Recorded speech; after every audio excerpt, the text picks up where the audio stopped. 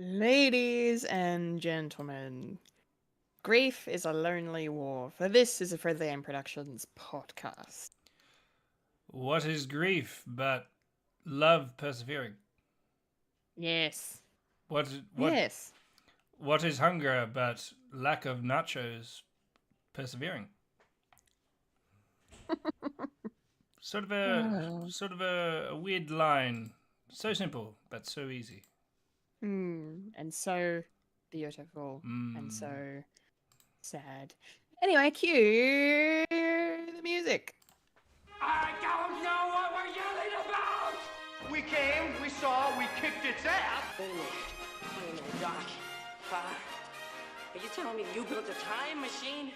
Kind of a DeLorean? The way I see it, if you're gonna build a time machine into a car, why not do it some style? Who is this? What's your operating number? Boring conversation anyway. Look, we're gonna have company! Loud noises!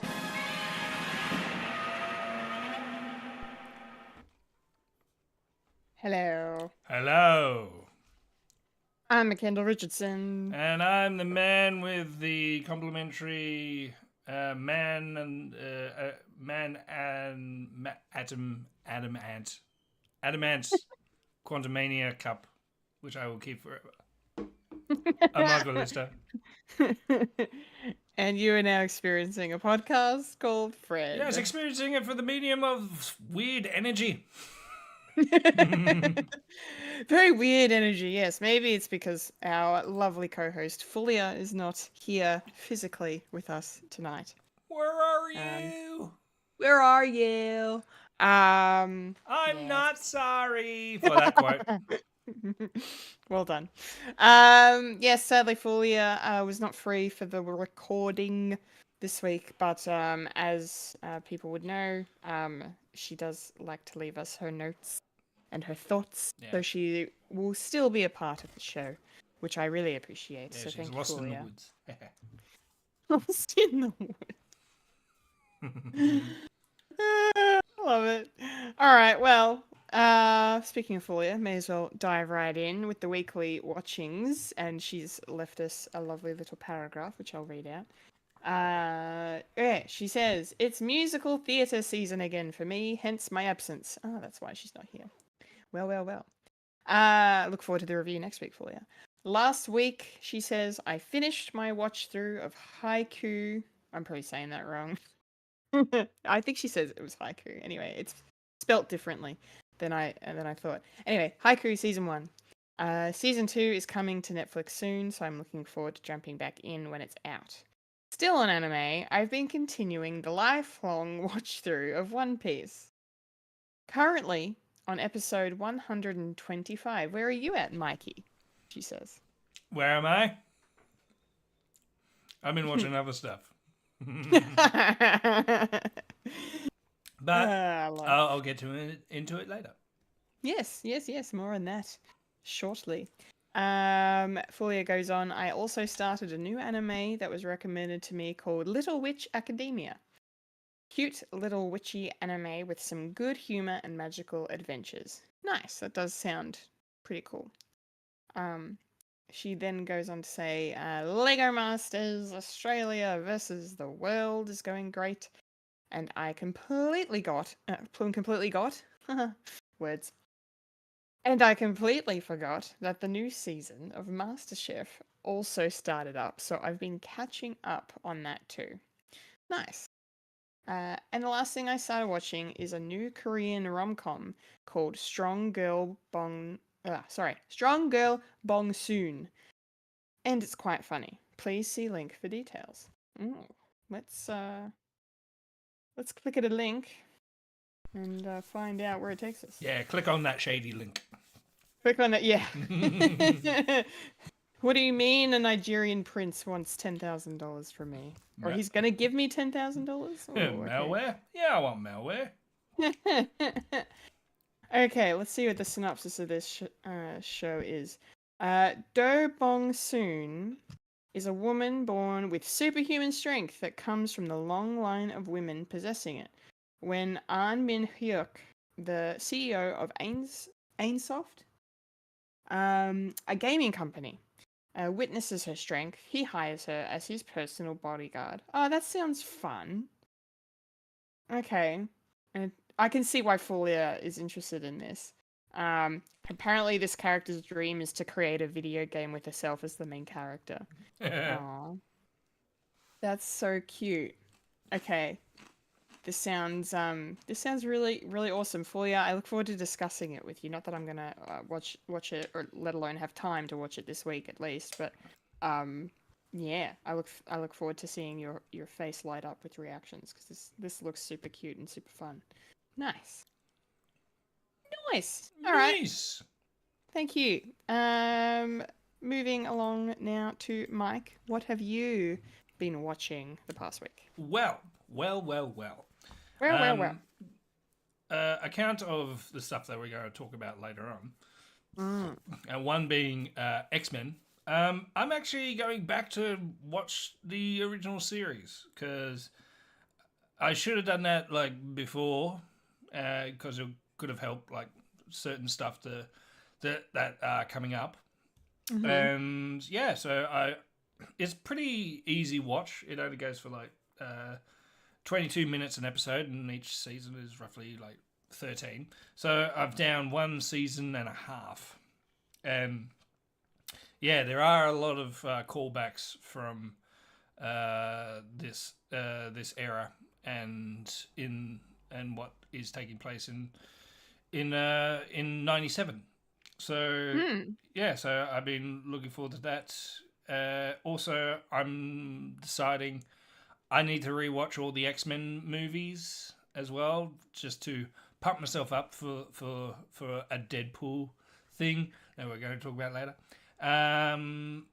So I haven't started yet. I just saw the the thumbnail, and I thought, wow, Hugh Jackman looks very different 25 odd years ago. Compared to what he looks like now. It's like, wow, he's all baby face.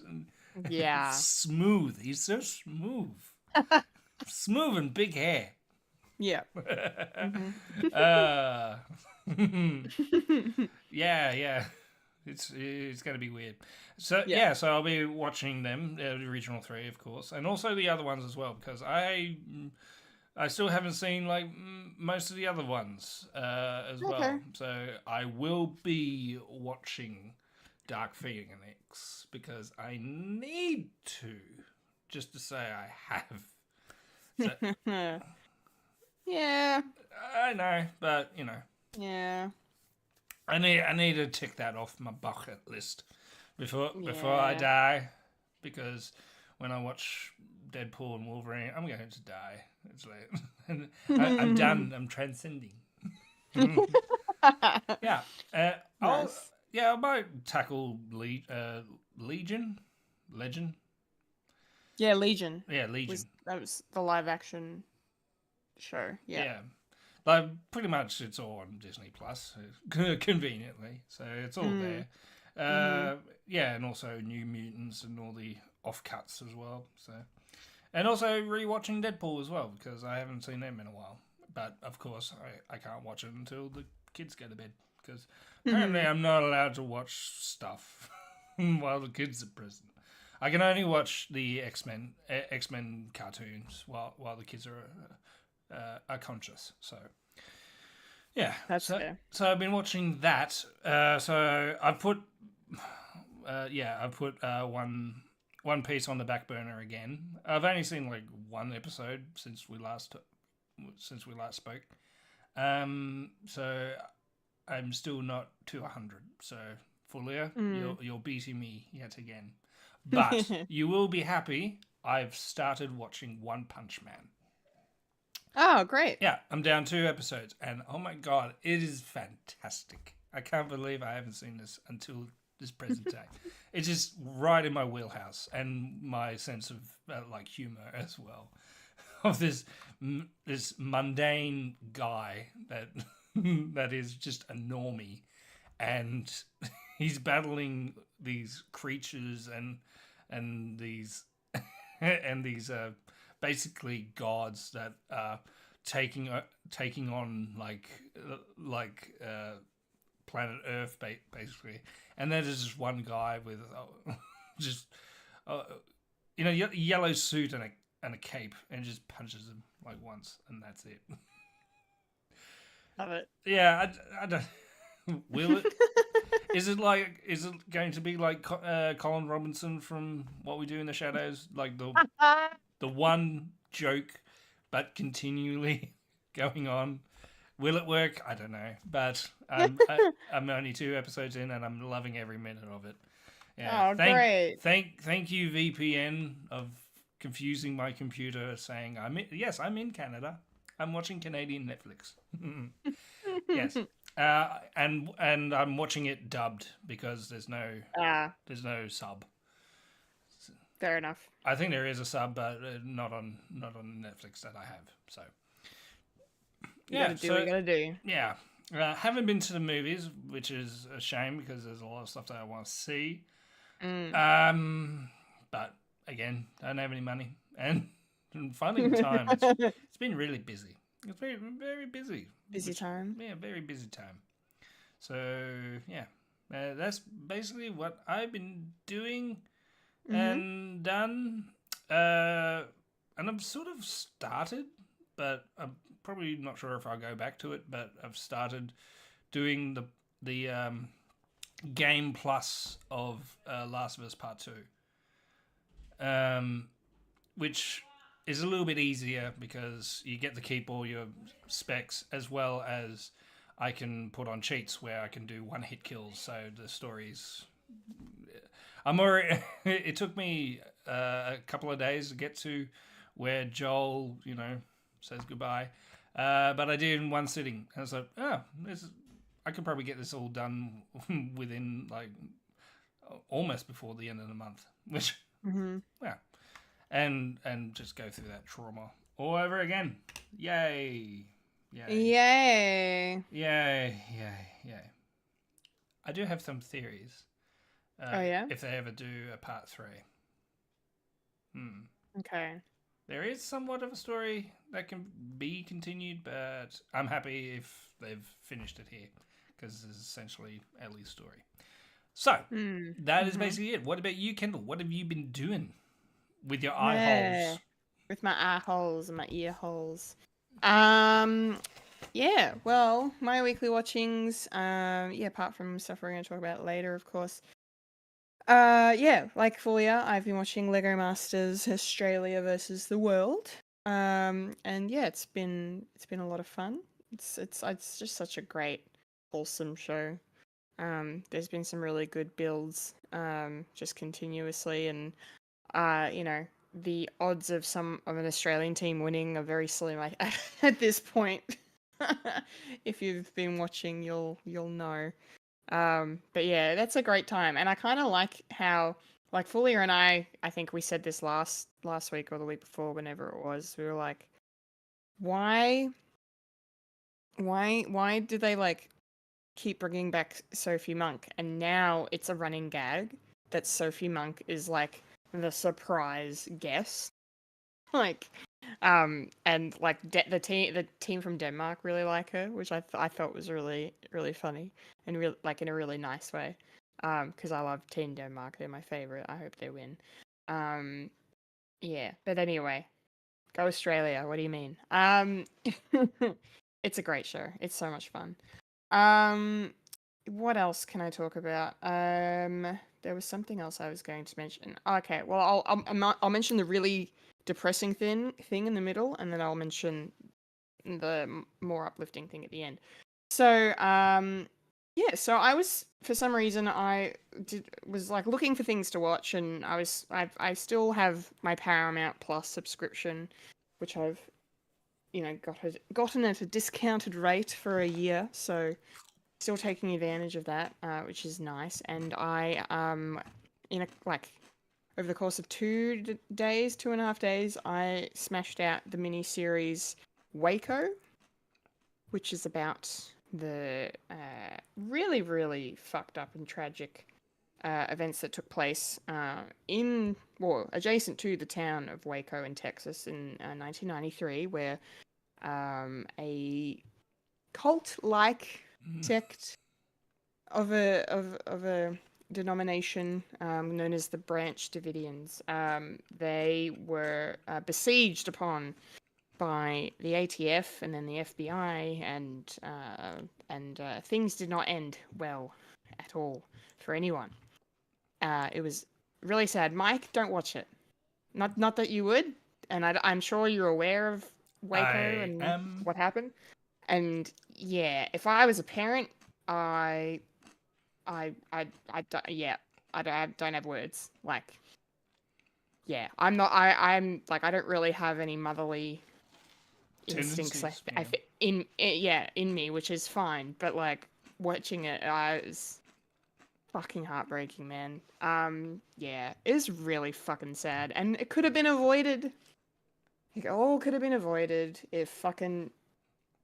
Sorry, not all men, but just these men in particular Nah, weren't so fucking stubborn and pig-headed and prideful, then so many lives could have been saved. And it just, the last episode where everything goes to shit, I was so angry the whole time.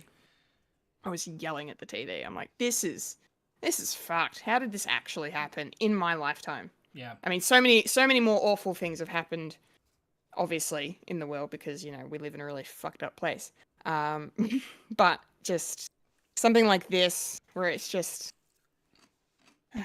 America being America.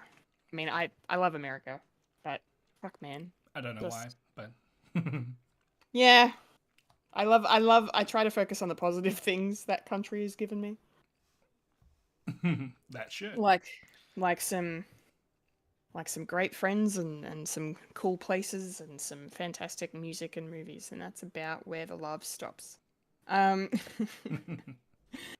Anyway, but yeah, it was a really good miniseries. Like the cast is absolutely phenomenal. You've got Michael Shannon, who's playing the lead FBI negotiator. So it was nice to kind of see him playing a good guy because he does kind of tend to play anti-heroes or antagonists a little bit more often than not. And Elvis. Just because yeah, and Elvis. That's very true.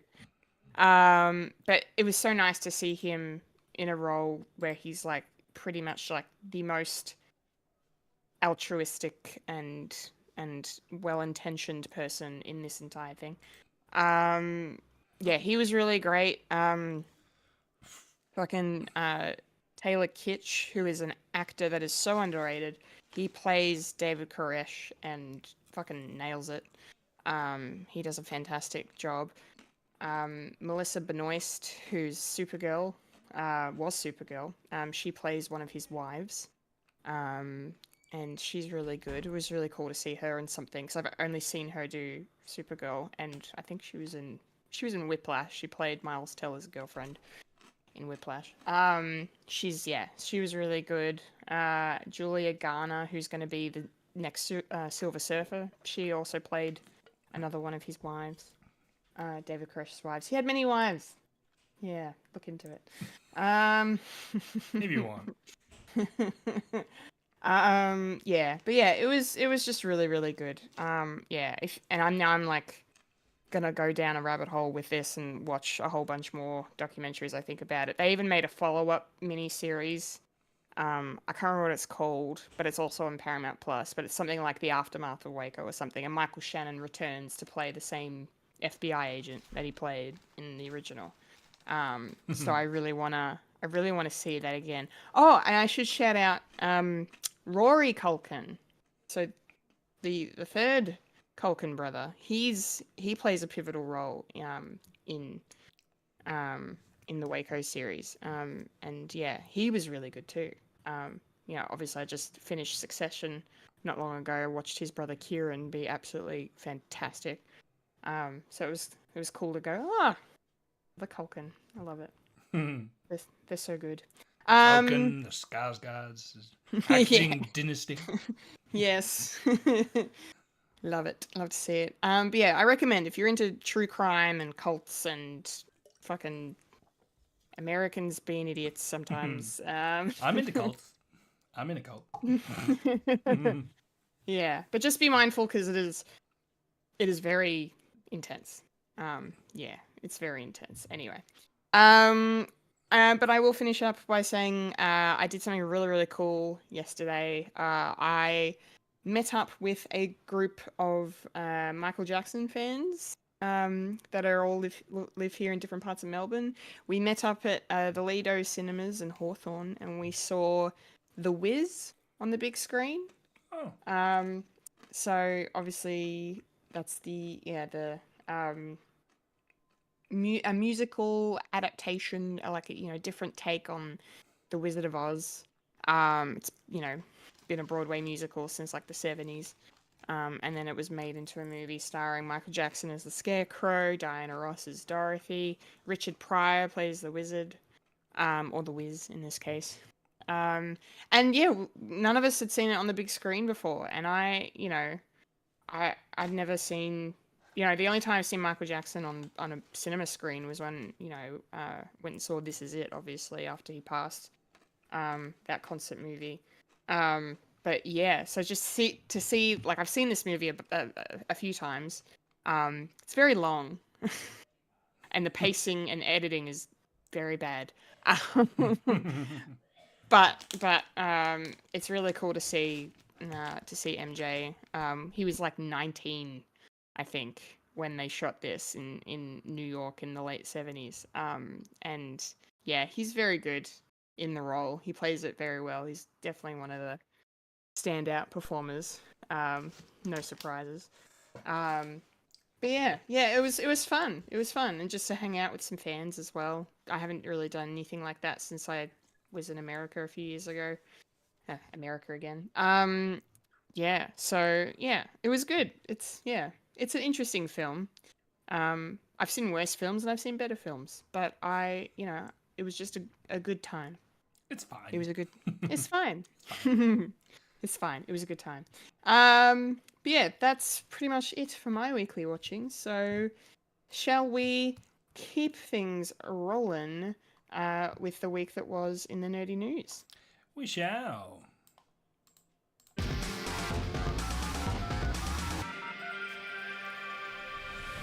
This is the news, the nerdy news. The nerds that talk about the nerdy news. That is us who talk about the news that is nerdy. And now the queen of nerdydom, the hostess with mostest, Kendall Richardson. Take it away, Kendall.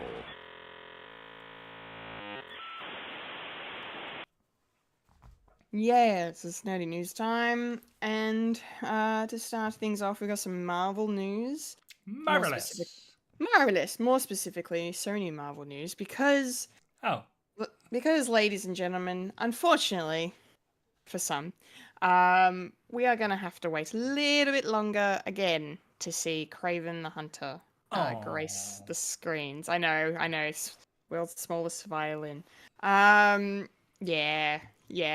It's this broke today, and I was kind of did an eye roll a bit, and now my faith in the movie has gone down even more. I feel so. I'm planning on watching. I probably mentioned this on the podcast before, but I'm planning on watching Madam Web and Morbius in a double header back to back with one of my friends who hasn't seen either of them. I still haven't seen Madam Web, but I'd love to see it with someone like him for the first time, because we'll just be sitting there, fucking tearing shreds through it. I talked to one of my workmates, actually. He's seen Madam Web, and he said Adam Scott's the best thing in it. And he's not even in it that long. But no.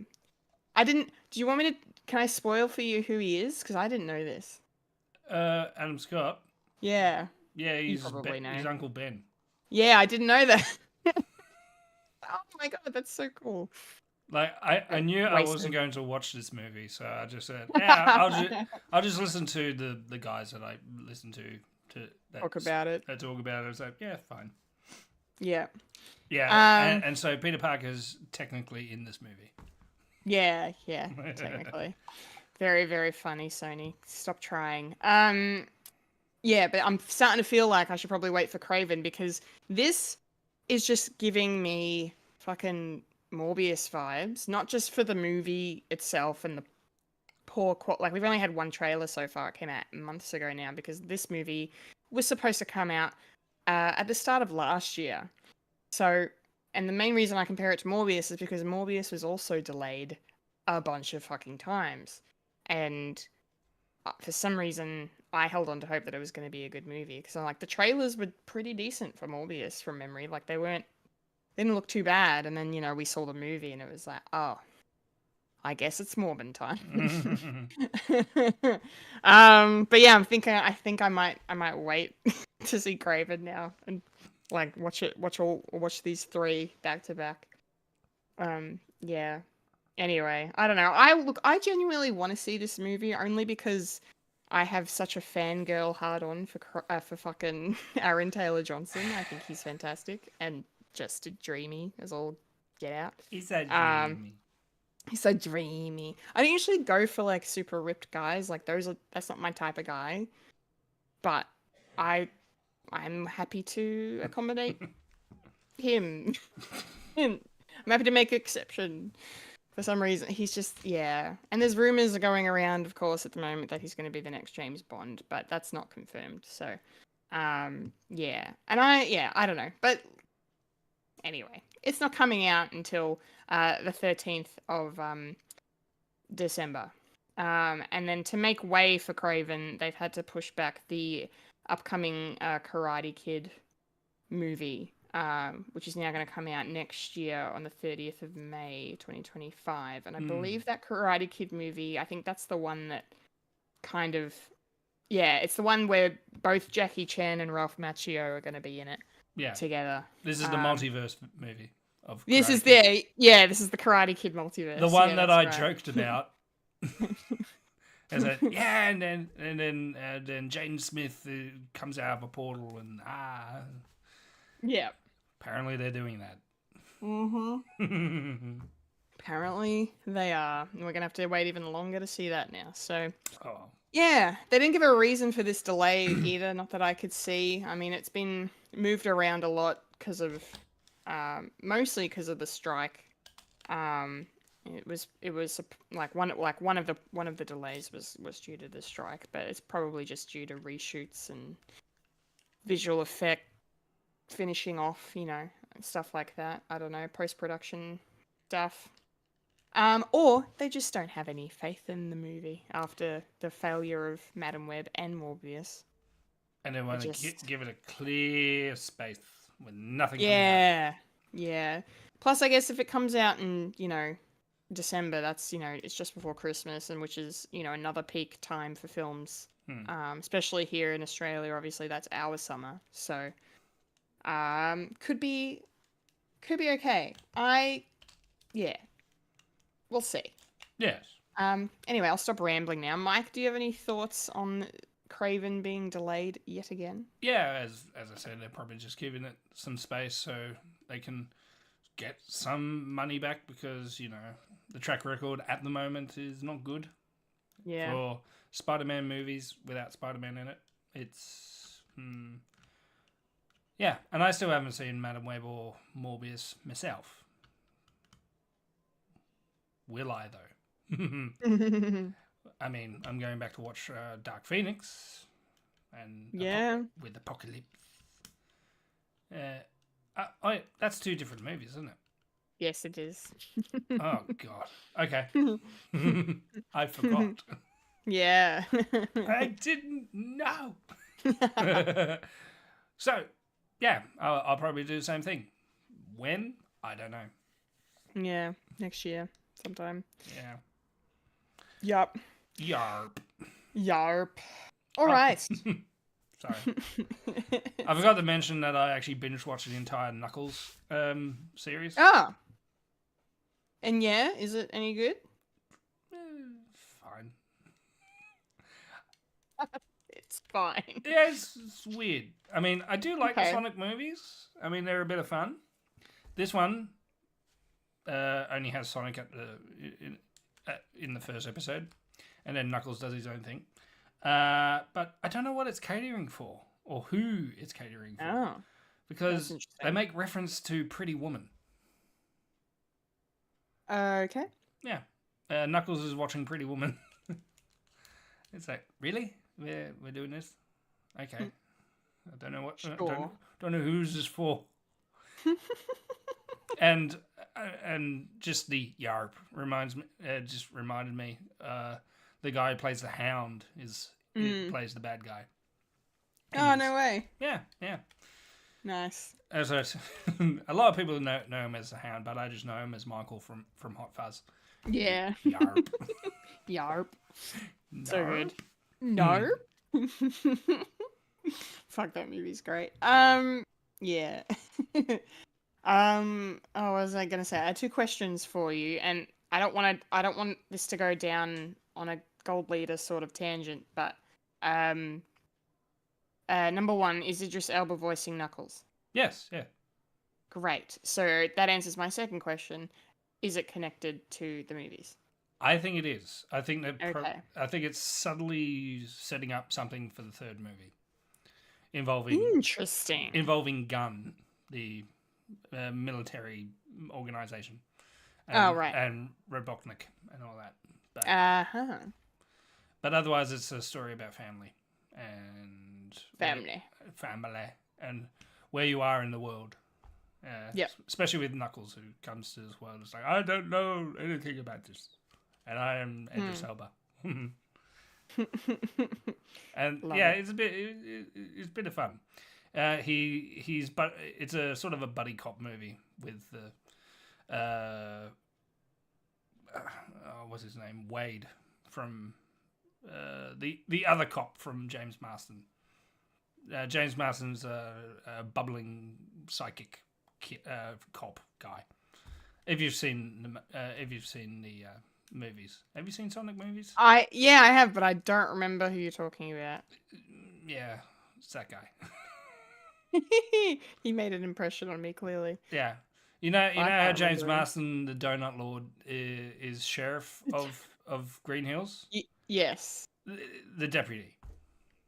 Yeah. Okay. I'm IMDbing, Yeah, and then I'm gonna go. Oh, of course, that fucking guy, and I'm gonna be really annoyed at myself for forgetting.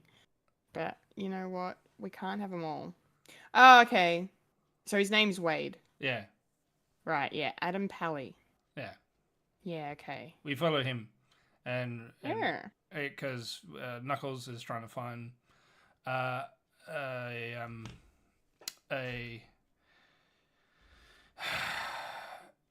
he's trying to find something to do in this world, and that's to make Wade like a warrior, and you get to hear the song "Warrior" so many times. With the Imagine Dragons song. Which one is it? I've successfully got it out of my mind, but now I have to remember it. Oh, sorry. No, whatever. We'll leave it. We'll put a pin in it. Yeah. And move on because that was definitely a gold leader moment. Yeah. Okay, but that's okay because not that we were just speaking of him because I kind of ruined my own segue. But speaking of Aaron Taylor Johnson, our next item. Oh, Kick-Ass. Yeah, Kick-Ass. That's right. Yeah, Kick-Ass is also Craven. Go figure. He's also Quicksilver, He's also Quicksilver. which Yes. may or may turn up again. Did you notice a reference? I did see. Well, we'll talk about it later. Yeah, we'll talk about it. Gold leaders, more gold leaders. More gold leaders, all of the gold leaders. Okay, so our next bit in the news is the fact that we have some casting announced for the upcoming, long-awaited, unexpected even sequel in the 28 something or others later franchise. So this one is of course 28 years later. So it will be directed by Danny Boyle, written by Alex Garland, the original team that brought us the first two films. Yeah, I'm really excited weeks, for this. and they Years. missed They missed months. They skipped months, which is interesting. I know, curses upon them. Which makes it makes it interesting. Then what are they going to call the next movies? Because apparently this is going to be a new trilogy, the start of a new trilogy. Oh, okay. So yeah, so I don't know. I Ooh, don't know a what that's prequel. going to mean. Then they could do the months. They could go back and do months, yes. And then they could do decades where it's set in the future and there's zombies in the future. Yeah, and then the zombies evolve and become sentient, and then it's a whole weird take on things. Anyway, Cyborg zombies? come with me if you want to die. Come with me if you want to eat brain. Yeah.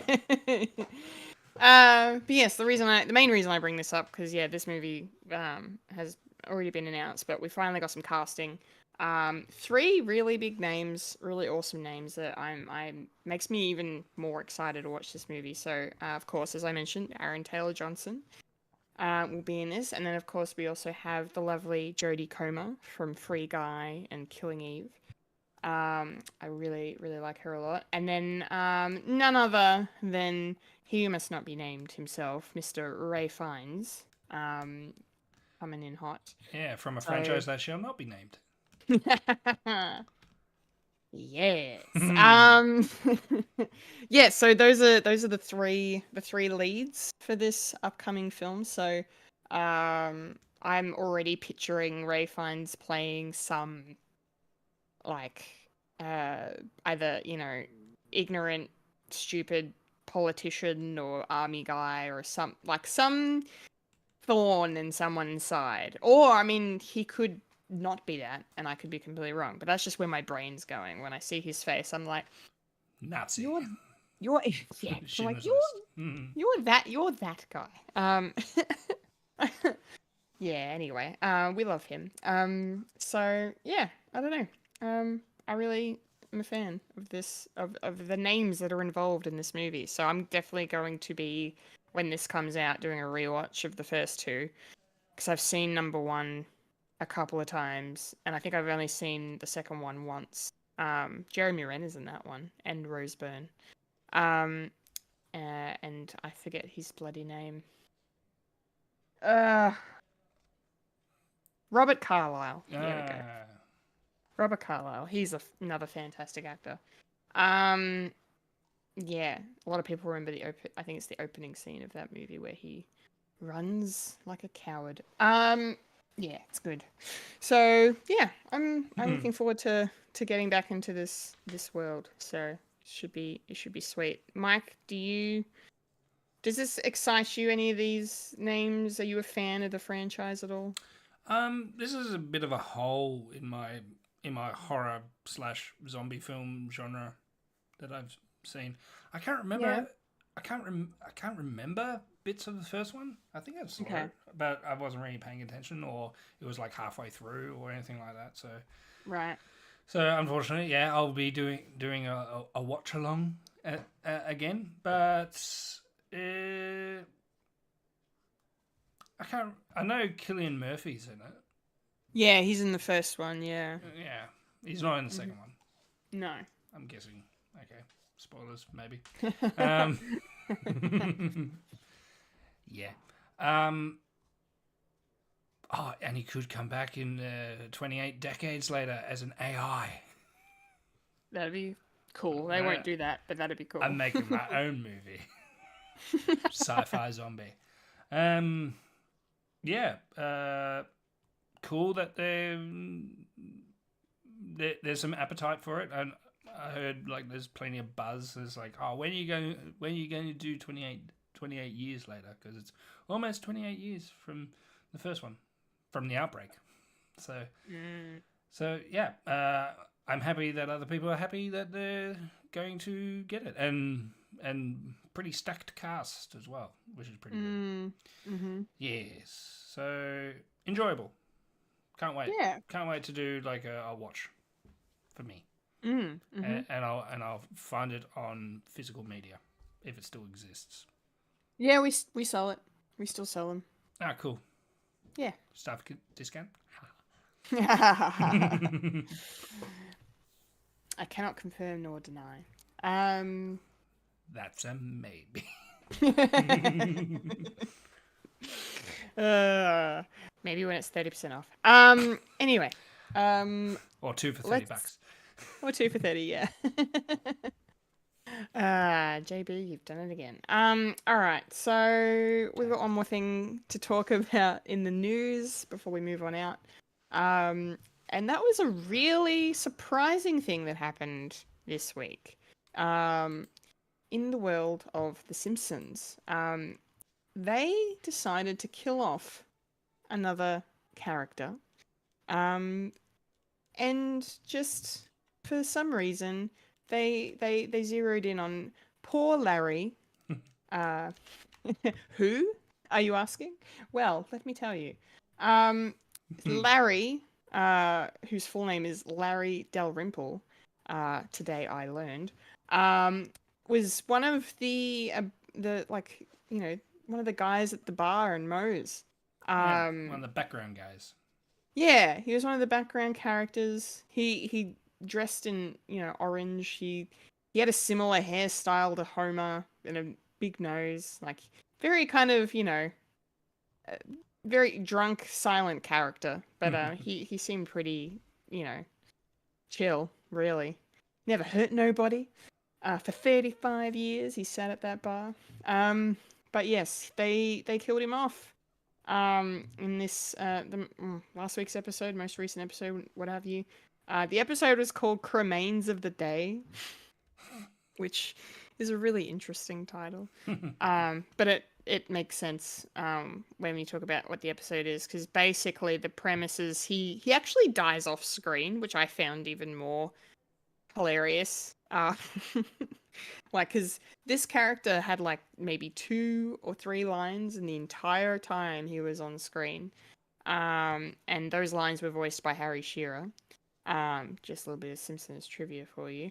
And yeah, apparently, he dies off screen in this episode, and then it's kind of up to the boys, Homer, Lenny, Carl, and Moe, to find a place to scatter his ashes, which sounds like it might be quite sweet or moving in a way, but as the Simpsons go, there's probably a lot of shenanigans on the way to actually doing that. So yeah, it's very, very interesting that they were like, right, we're out of ideas, who shall we kill? Yeah, it's very interesting that they've done that. I'm curious to watch the episode now. I might actually have to go on Disney Plus and check it out if it's been uploaded already. And probably I wonder if the new episodes get updated at the same time as they air. I think they do. Yeah, okay. Yeah. Because I know obviously The Simpsons airs, on actual television in the States first, before it goes on Disney Plus. But because of distribution and whatnot, I think here in Australia is like the main place you can see The Simpsons. So Disney Plus is. So yeah, all right, maybe I'll check it out. I'm curious. How do you feel about this, Mike? Do you have any thoughts? Yeah, it's a bit of a weird thing because the huge echoes of it over the internet happened. It's like, this background character that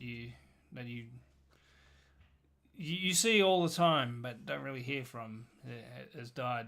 It's like, it's sort of a weird feeling when it's not necessarily like a show that's like live action. It's like, they do these sort of episodes when when an actual person, like a real life person, dies. It's like they do a story of why they're not there anymore.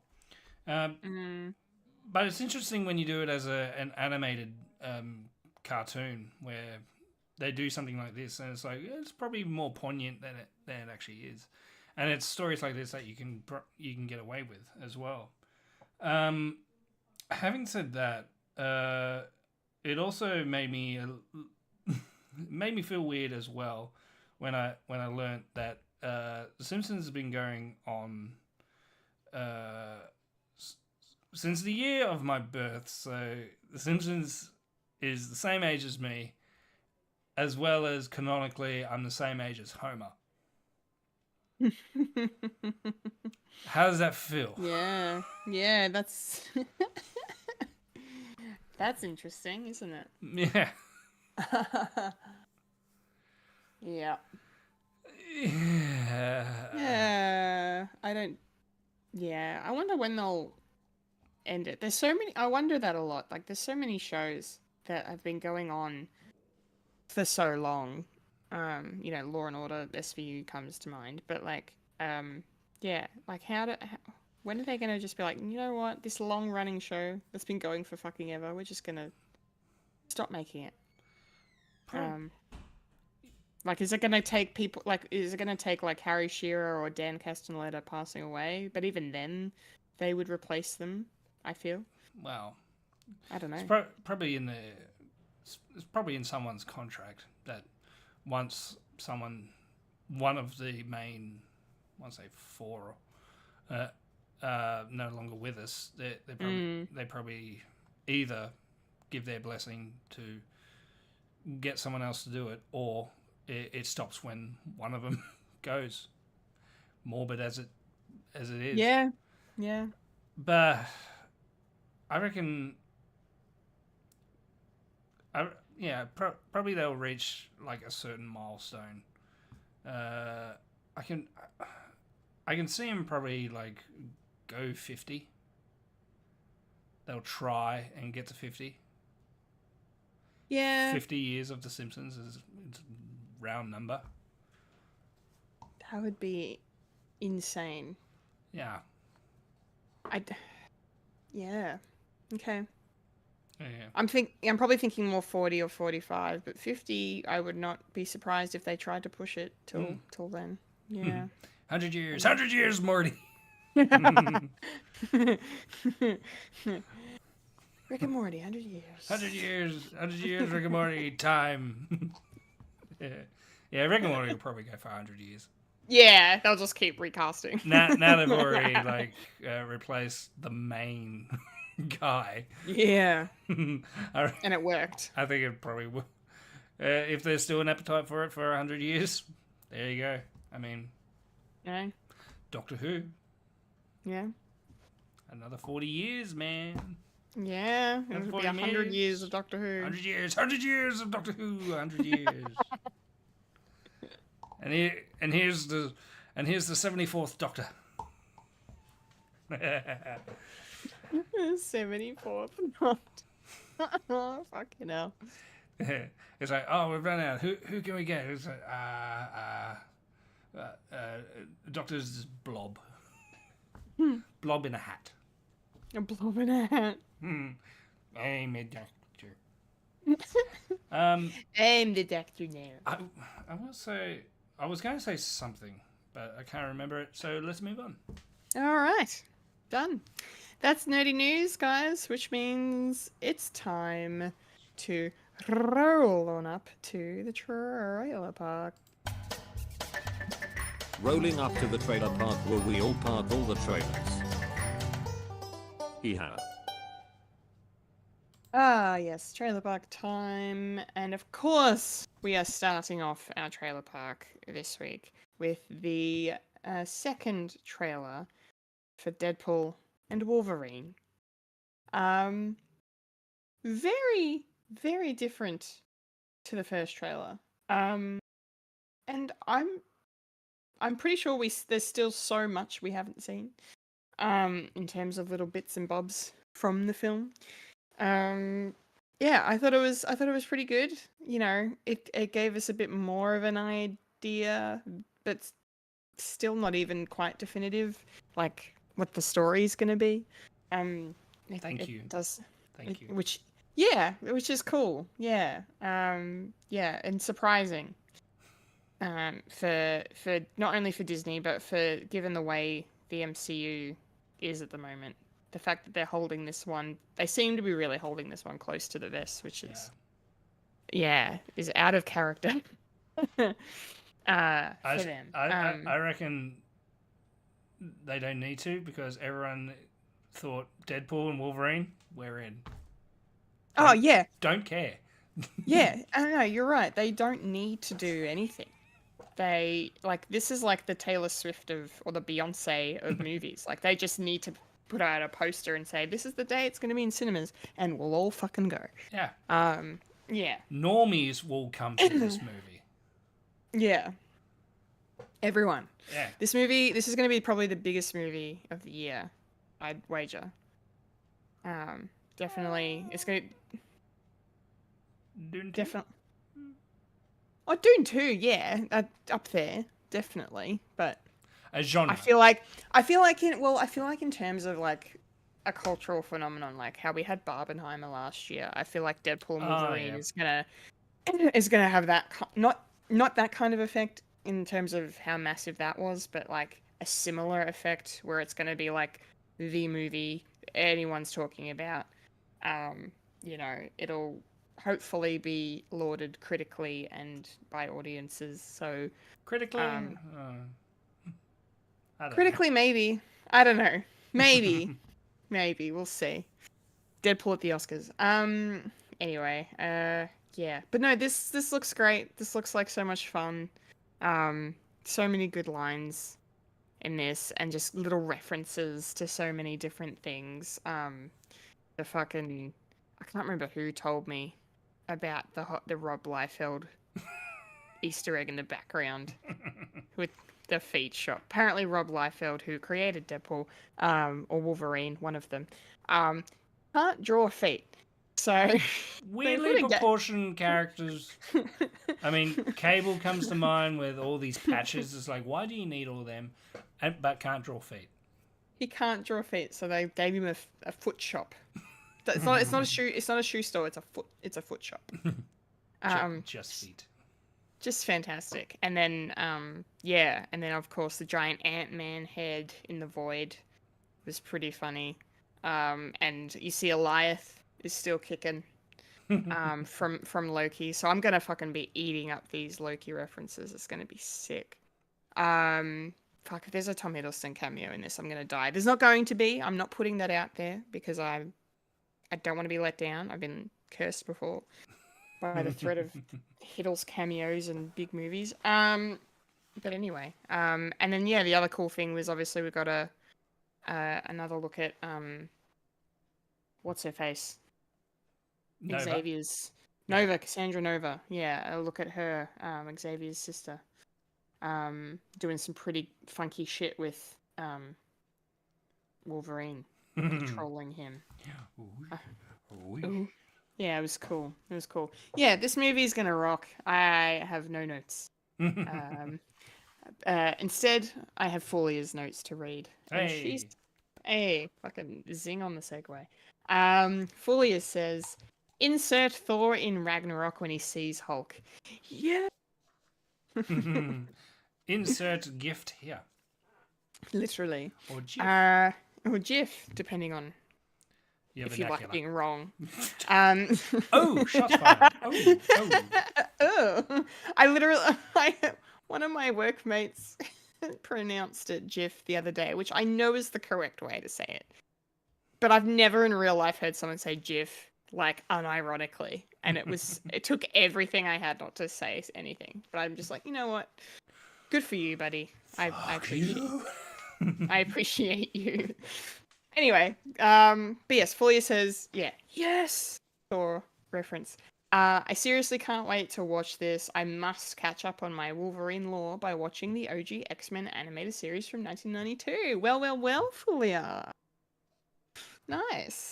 I'm already one series down, so I'm beating you at X-Men, but I'm not beating you at One Piece. One Piece, yeah. You guys and your competitive watching, I love it. Oh. Thank you, Folia. That is just about exactly where I expected your excitement levels to be. So that's brilliant. Thank you, Michael. Yes. How keen are you for this movie? How good was this trailer for you? Mustard. I am keen as. It came out like the night of. All the way back when it's like I was just on my phone. It's like you're on your phone in bed, Like, Yeah. just checking. It's like, oh. Oh. And it's like, honey, want to watch the trailer? It's like, what is it? It's like the Deadpool trailer. I proceeded to watch it 3 times in a row. Hey, nice. I love every minute of it. I am so keen as mustard for this film. Yeah. And I don't care about the story. I just want to see it, be happy, and just service me. I am fan service me. Yeah, please. Yes. Yeah, I'll take it. Do I need to see does it fit in the continuity? Who cares? Who cares? It's Deadpool. No one cares anymore. No one cares about canonically where does it fit. It's like, is it the same TV? Who cares?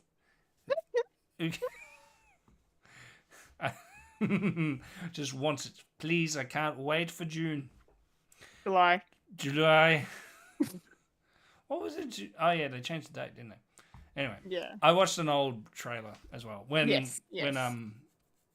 Ryan Reynolds said, "I've got no ideas," and then Hugh Jackman walks in the back and is like, "Hey Hugh, you want to be Wolverine again?" "Sure, Ryan."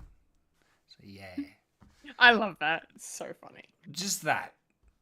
If we just had a trailer of just that, we're ready. We want to see Wolverine Origins, which I'm going to see as well for my watch along. Oh boy. Well, it's got Deadpool and Wolverine in it. You know, the OG. So we're going to see the reconciliation of that. Even though that's sort of happened in the last Deadpool movie where he gets shot. And puts the seed in. It's like, Wade's going to come back and tell you to come in. It's like, sort of subtly setting it up for this one. So, can't wait. Can't wait for this film.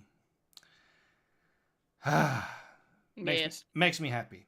Cinema is alive. Cinema is back, baby. The MCU is back. Has it ever been gone? Anyway, so when's this movie going to be out? Yes. Well, mark your calendars and don't forget now, Deadpool and Wolverine will be dropping in theaters on the 25th of July. Yes. Yes. Yes. I'm so wet right now. Do you want to be a snowman?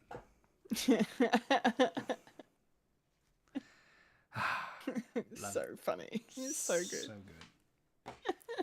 Anyway, next trailer. Changing gears completely on the next one. This is a trailer for a film, unfortunately, I think, titled The Exorcism.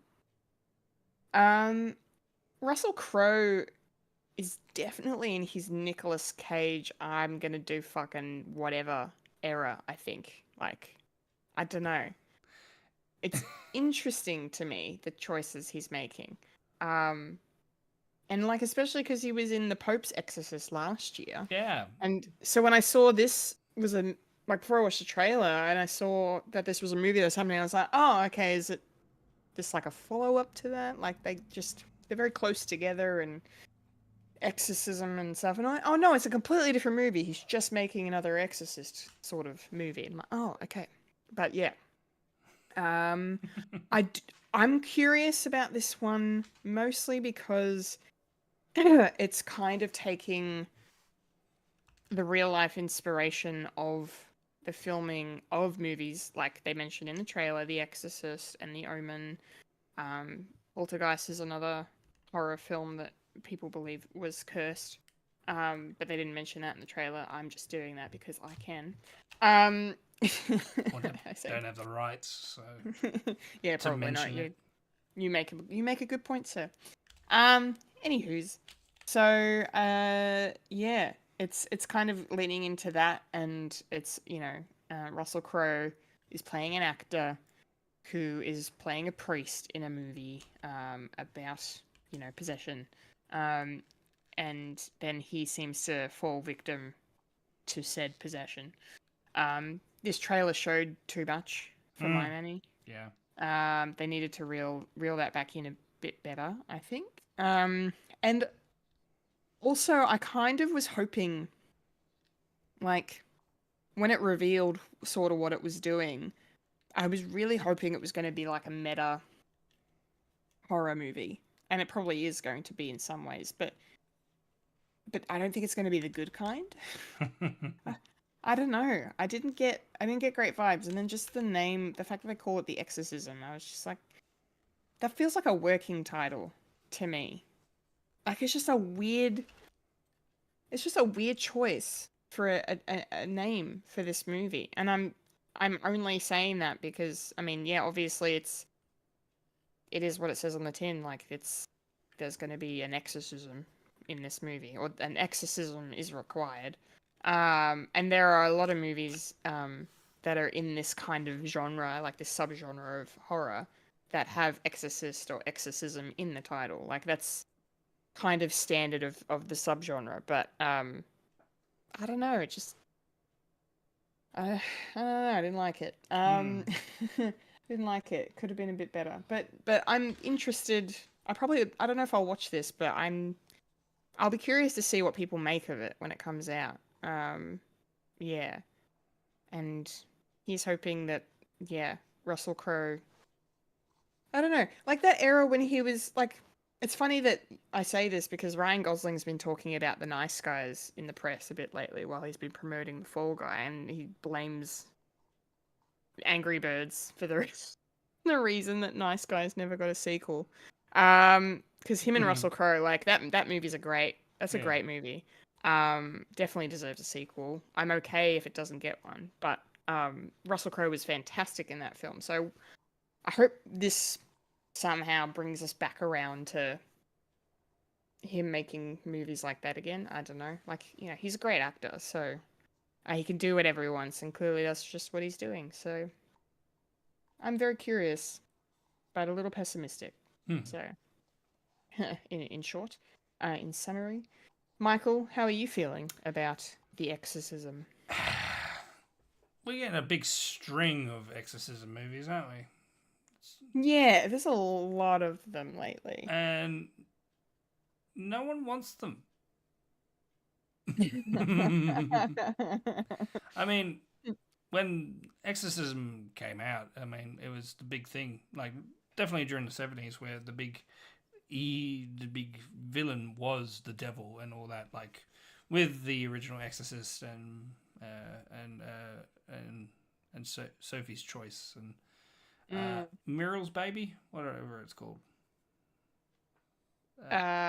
Rosemary's Baby. Rosemary. Yeah. You're terrible, Muriel. Just mixing that with Son of the Devil. And as well as The Omen as well. Well, like those sort of stringers, like it's the perfect set of where it was. It was like right before like slasher, and the main evil was evil itself, like people becoming evil because of the devil.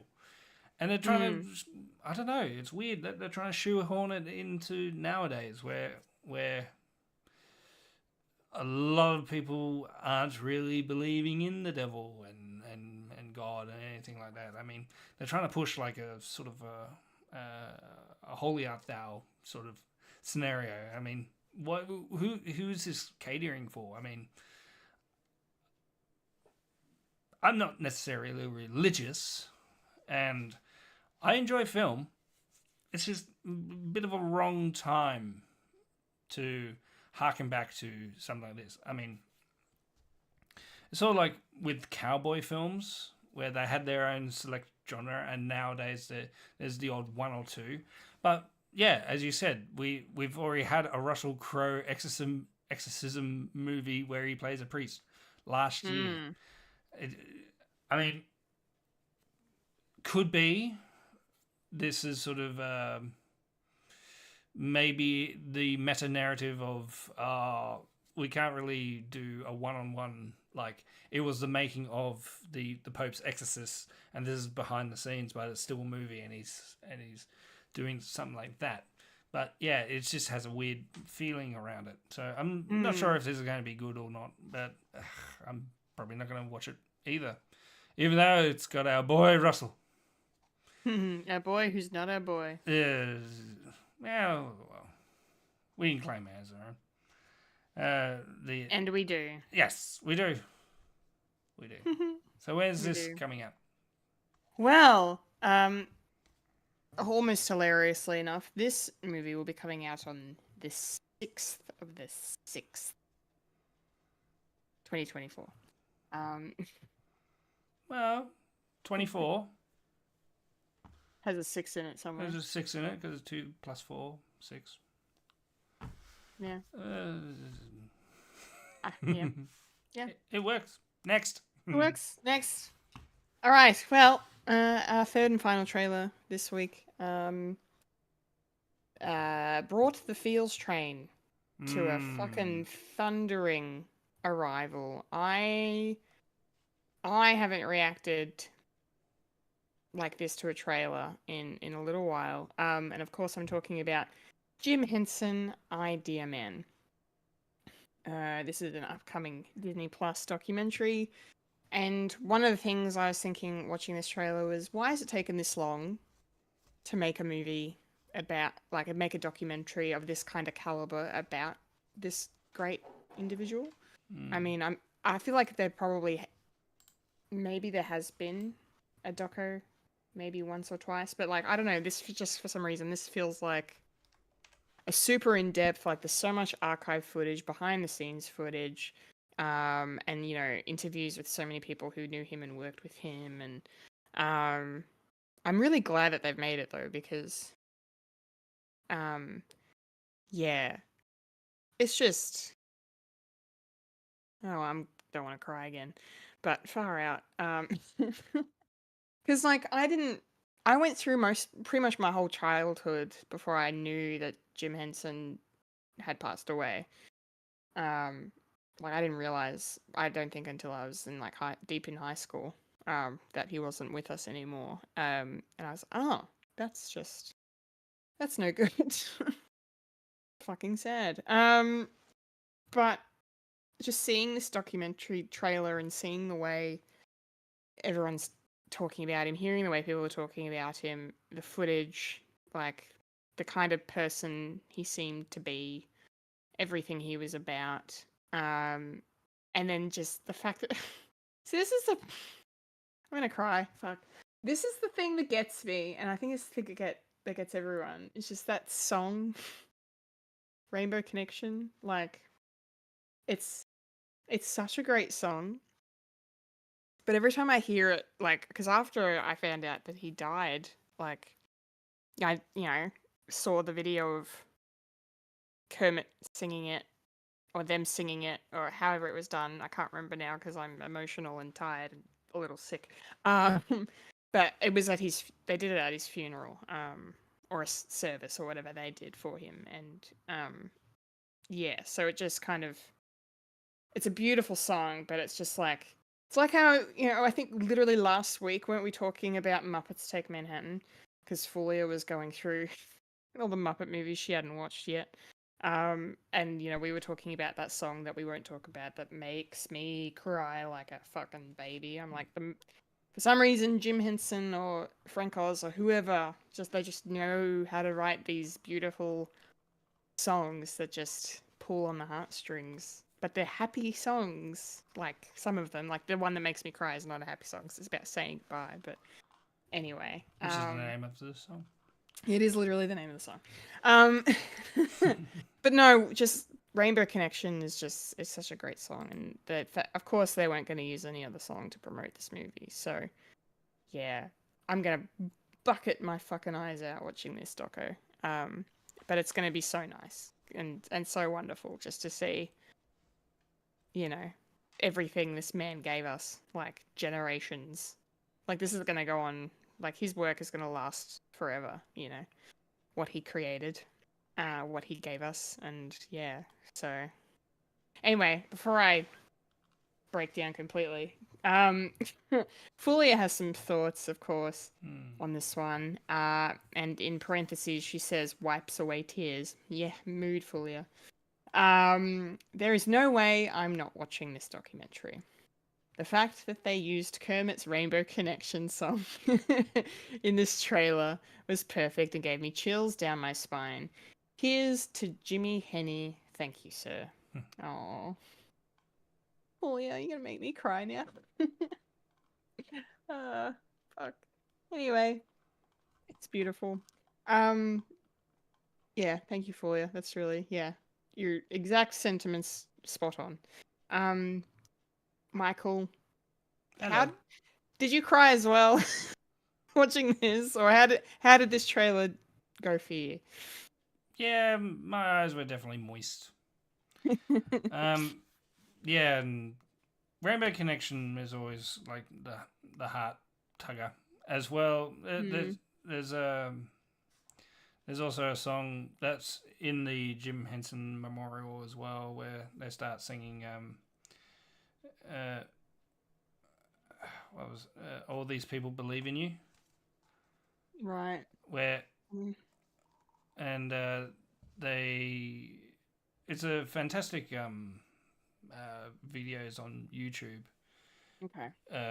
The memorial with clips. So I haven't seen all of it. I've just seen it in clips, and that Yeah. one where you got all the puppeteers on stage as well as the Muppets and the puppets as well. There's actually a definition for which one's a Muppet, which one's a puppet, and but they had like Sesame Street, and they've got Fraggle Rock. They've got the Muppets as well. Yeah, and just they're doing the voices as well as and you also got Big Bird doing "It's Not Easy Being Green" as well. And Yeah. and if have you seen that one? I think I've seen the Big Bird video, and like I said, I've seen the Rainbow Connection Yeah, performance. that's always a hard one to get through, because at the end, Big Bird just looks up in the sky and says, says goodbye, Kermit. No! Why No, did you have to remind me? I just reminded myself. Yeah, it's really sad because hell. Jim is part of everyone's lives, especially with like new people coming in. Like my kids know of the Muppets, and they'll learn about Jim Henson and all his stuff. Like, Yeah. mind you, it's only the Muppets, and they know of Sesame Street. That there's no real connection yet. Of like, Yeah. oh, it's the same thing. Mm-hmm. I might get them into Fraggle Rock, maybe. That was always a bit of fun. Yeah, and I will say that there has been like sort of mini docos on YouTube by Right. Defunctland.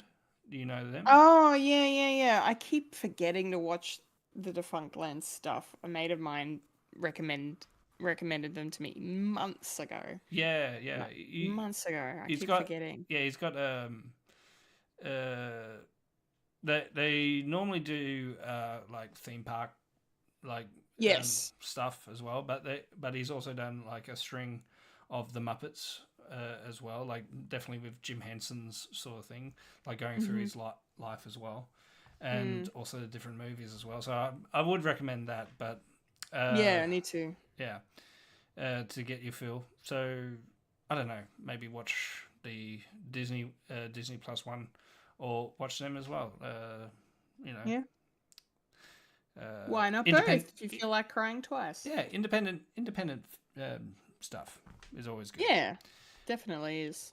But with this one, it's got interviews as well with with Frank Oz. Thanks for making me cry, you bastard. I know, because that was him at the end of the trailer, wasn't it? Yeah. Yeah. What did he say?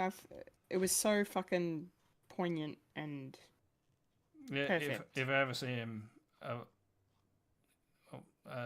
if I ever get the chance to say one thing that I didn't get to say, Yeah. thank you.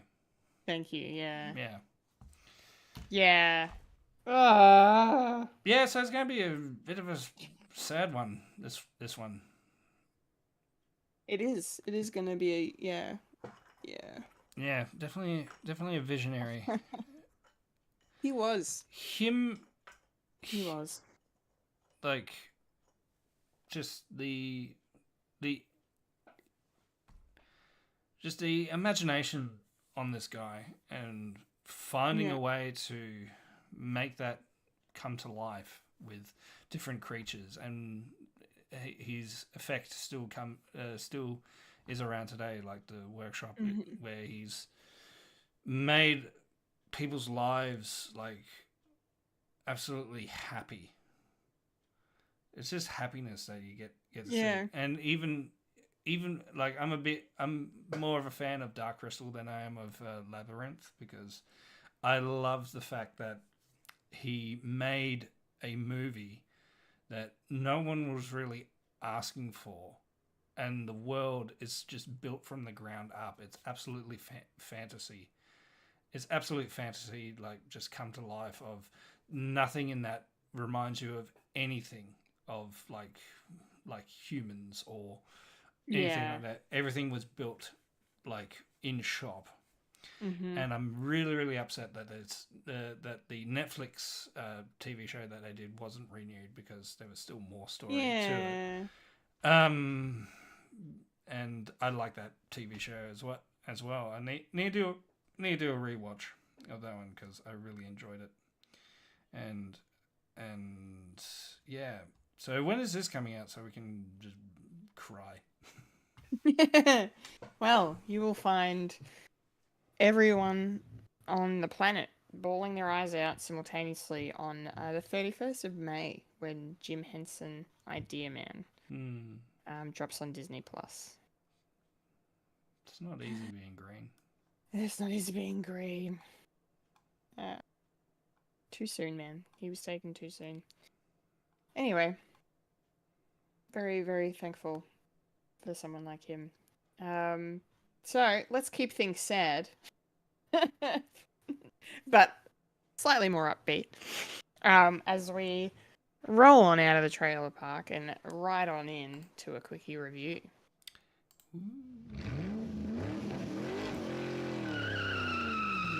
Quickie review. That's right. That's right. Quickie review time, and we're gonna quickly, but probably not knowing us, go over our thoughts on the latest episode of X-Men 97, which was called Bright Eyes, and yeah, it definitely felt to me to warrant a bit more discussion than just a weekly watchings mention, because of course this was pretty much the direct follow-up, if you will, in terms of the story to Remember It, which was, still getting sad thinking about it. Yeah. So we finally, catching back up with the team, and the episode just opens with Gambit's funeral. Just immediately I was crying, and I was like, fuck, man. And like, you know what I really found really sweet is, excuse me, a lot of things about it, but the fact that when the camera or when the animation showed us the portrait of Remy, the episode title Bright Eyes came up over him, and I just, for some reason, that just kind of resonated with me. I thought that was really nice. And yeah, I'm really sad that Gambit's dead. Like, it's like he's confirmed perma-dead. Like, he's not coming back. Yeah. Yeah. And as sad as I am, I'm glad about it, because, this death and superhero stuff doesn't usually count much. So, yeah, as we'll talk about. But yeah, when we go into our thoughts. But yeah. Yeah, anyway. But it was a very good episode. It's still just bringing me WandaVision vibes. Like, Rogue goes full Wanda Maximoff. Rogue goes rogue. And Rogue goes rogue, man. Yeah, good call. Yeah, she's out for blood, out for vengeance. You know, it was so devastating and also frustrating when Jubilee was like complaining that Rogue wasn't there. I'm like, you got to cut the woman some slack. I know you're young, like she's, you know, the youngest, one of the youngest X-Men, like, but like, come on. She's lost the love of her life, like fucking anyway. So yeah, but I understand why Rogue wasn't at the funeral, but I was also disappointed that she wasn't there. But you know, she's angry. But I really like that they leaned into her grief and made her really badass in the way that she kind of, you know, we got a fucking cameo of General Ross in this episode. We got a cameo of Captain America, which was really cool. Pretty sure he was voiced by the same guy who voices him in What If. Yeah, that and Ross as well. Oh, it was the same Ross? Yeah. Okay. Yeah, makes sense. So I thought that was pretty cool. And yeah, just to see those kind of characters pop up was a bit of fun. And you know, I wasn't expecting Rogue to throw Cap's shield fucking into the mountains. Like, all right, good luck finding that one, buddy.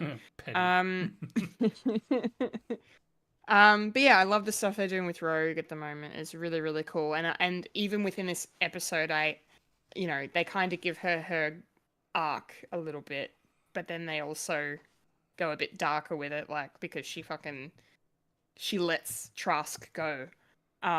And that was like I actually didn't expect it because when she grabbed him, I was like, because I thought she was just gonna let him fall initially when he jumped. But then the fact that she grabbed him, like, oh, okay, Rogue's back, and then she's like, same sugar, and then just drops him. I'm like, oh, okay. Rogue is angry.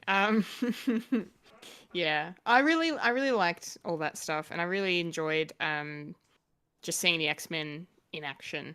You know, like the way that, like, I just love seeing Cyclops be this badass leader, and he's ordering them around and stuff. Like, and Cyclops and Jean worked out their stuff. Interestingly, I suppose sometimes it takes a terrible event like what happened in Genosha to reconcile people. Because Jean was already talking about how, you know, in that short period of time, she'd come to love Madeline or know Madeline as sort of a sister.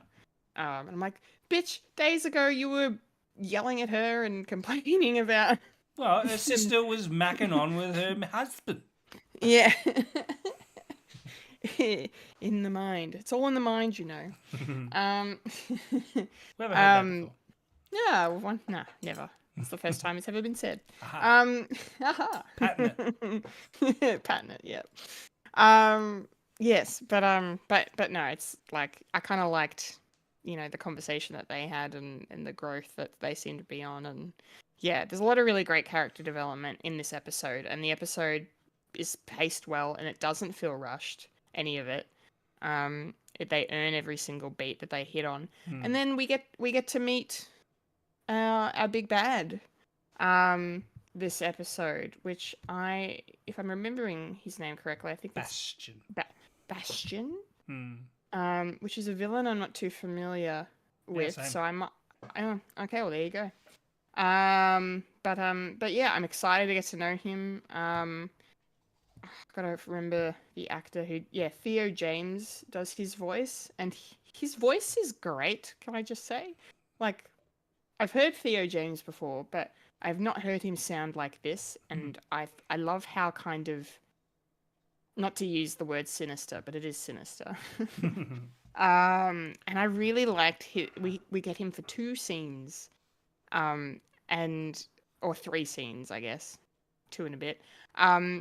And I just really liked what they did with him, the way they used the Purple People Eater song, the fact that he puts Gyric's glasses on just so he can see who's about to kill him, you know, and then fucking Magneto is still alive, of course. And for some reason, there's something that's just so unnerving about the big bad holding Magneto hostage, which speaks a lot in and of itself. But the fact that he puts the song on and he's just talking about fucking opening paws up so I can, you know, the skin's pliable and blah blah blah. He's like, I'm gonna start shaving you, and I'm like, I'm not comfortable with this. You know, it was great. And It the was layers upon great. layers of Layers. him having the dampener of his powers, so he can't do anything, and that razor is made of metal. Yeah. So it's even, it's like another like kick in the teeth, really. So I can cut you with this. Yeah, literally. But yeah, it was a fucking amazing episode. I really, really liked it a lot. I'm sure I've forgotten. Oh, there was the stuff with Roberto, I believe, and Jubilee, going to, for him to talk to, His mum his mum about being a mutant, and then, being accepting, and then yeah, let's hide it. Yeah. Have you tried not being a mutant? Yeah. I know, it brought that back, didn't it? A little bit. But yeah, good stuff. Fucking X-Men 97 continues to surprise and just be just absolutely fantastic. I'm so glad the show exists. Yeah. It's fucking great. Same. Yeah. What are your thoughts on this episode, Mike? I really liked the fact that they're doing like the aftermath of something like horrendous, like what happened at Genosha, and how you're seeing all of these familiar images that we've all seen, like after something absolutely tragic, and just with the exception of it being about a comic book. That's what comic books are good for. It's making a decent metaphor of what life is like. And yeah, it is a form of escapism, but sometimes we have to learn things at the same time. And especially when it comes to how society works, especially with Cyclops and talking with the president, and where do they go from here, and how the optics are bad if I look like I'm actually helping with the mutants, and because it could be that because of this, mutants could find the opportunity to actually like counteract with it being with attacking humans, and just the optics, and just saying the optics, and especially saying it to Cyclops as well, is sort of a kick in the teeth as well. It's like, well, he's so yeah, it's dealing with like stuff that does happen in real life, where people are afraid of the retaliation than the what actually happens, especially if you're doing it to a marginalized group. And you go that, and you see that with like a couple of years ago, when there was an uptick of like terror related like things, and a lot of people were frightened of that group actually, of saying like, well, this person was doing it for this particular reason, so therefore everyone in that subsection of society should be shunned and should be asked, do you condemn this? Do you condemn this? And it's like, of course, it's innocent people that you're talking about. That's happened there. And yeah, I do see the sort of parallels when it comes to here, and you definitely see, and I'm enjoying the fact that they're actually doing these stories where the X-Men are getting pushed to the brink of almost breaking. I mean, you see it with Rogue, you see it with Cyclops just getting sick to death of humans, basically, and and my favorite character is Beast, and him having that sort of crack of being a level-headed guy, because he's very intelligent, but even he is starting to wane against this, and it's going to be very interesting on where this show goes.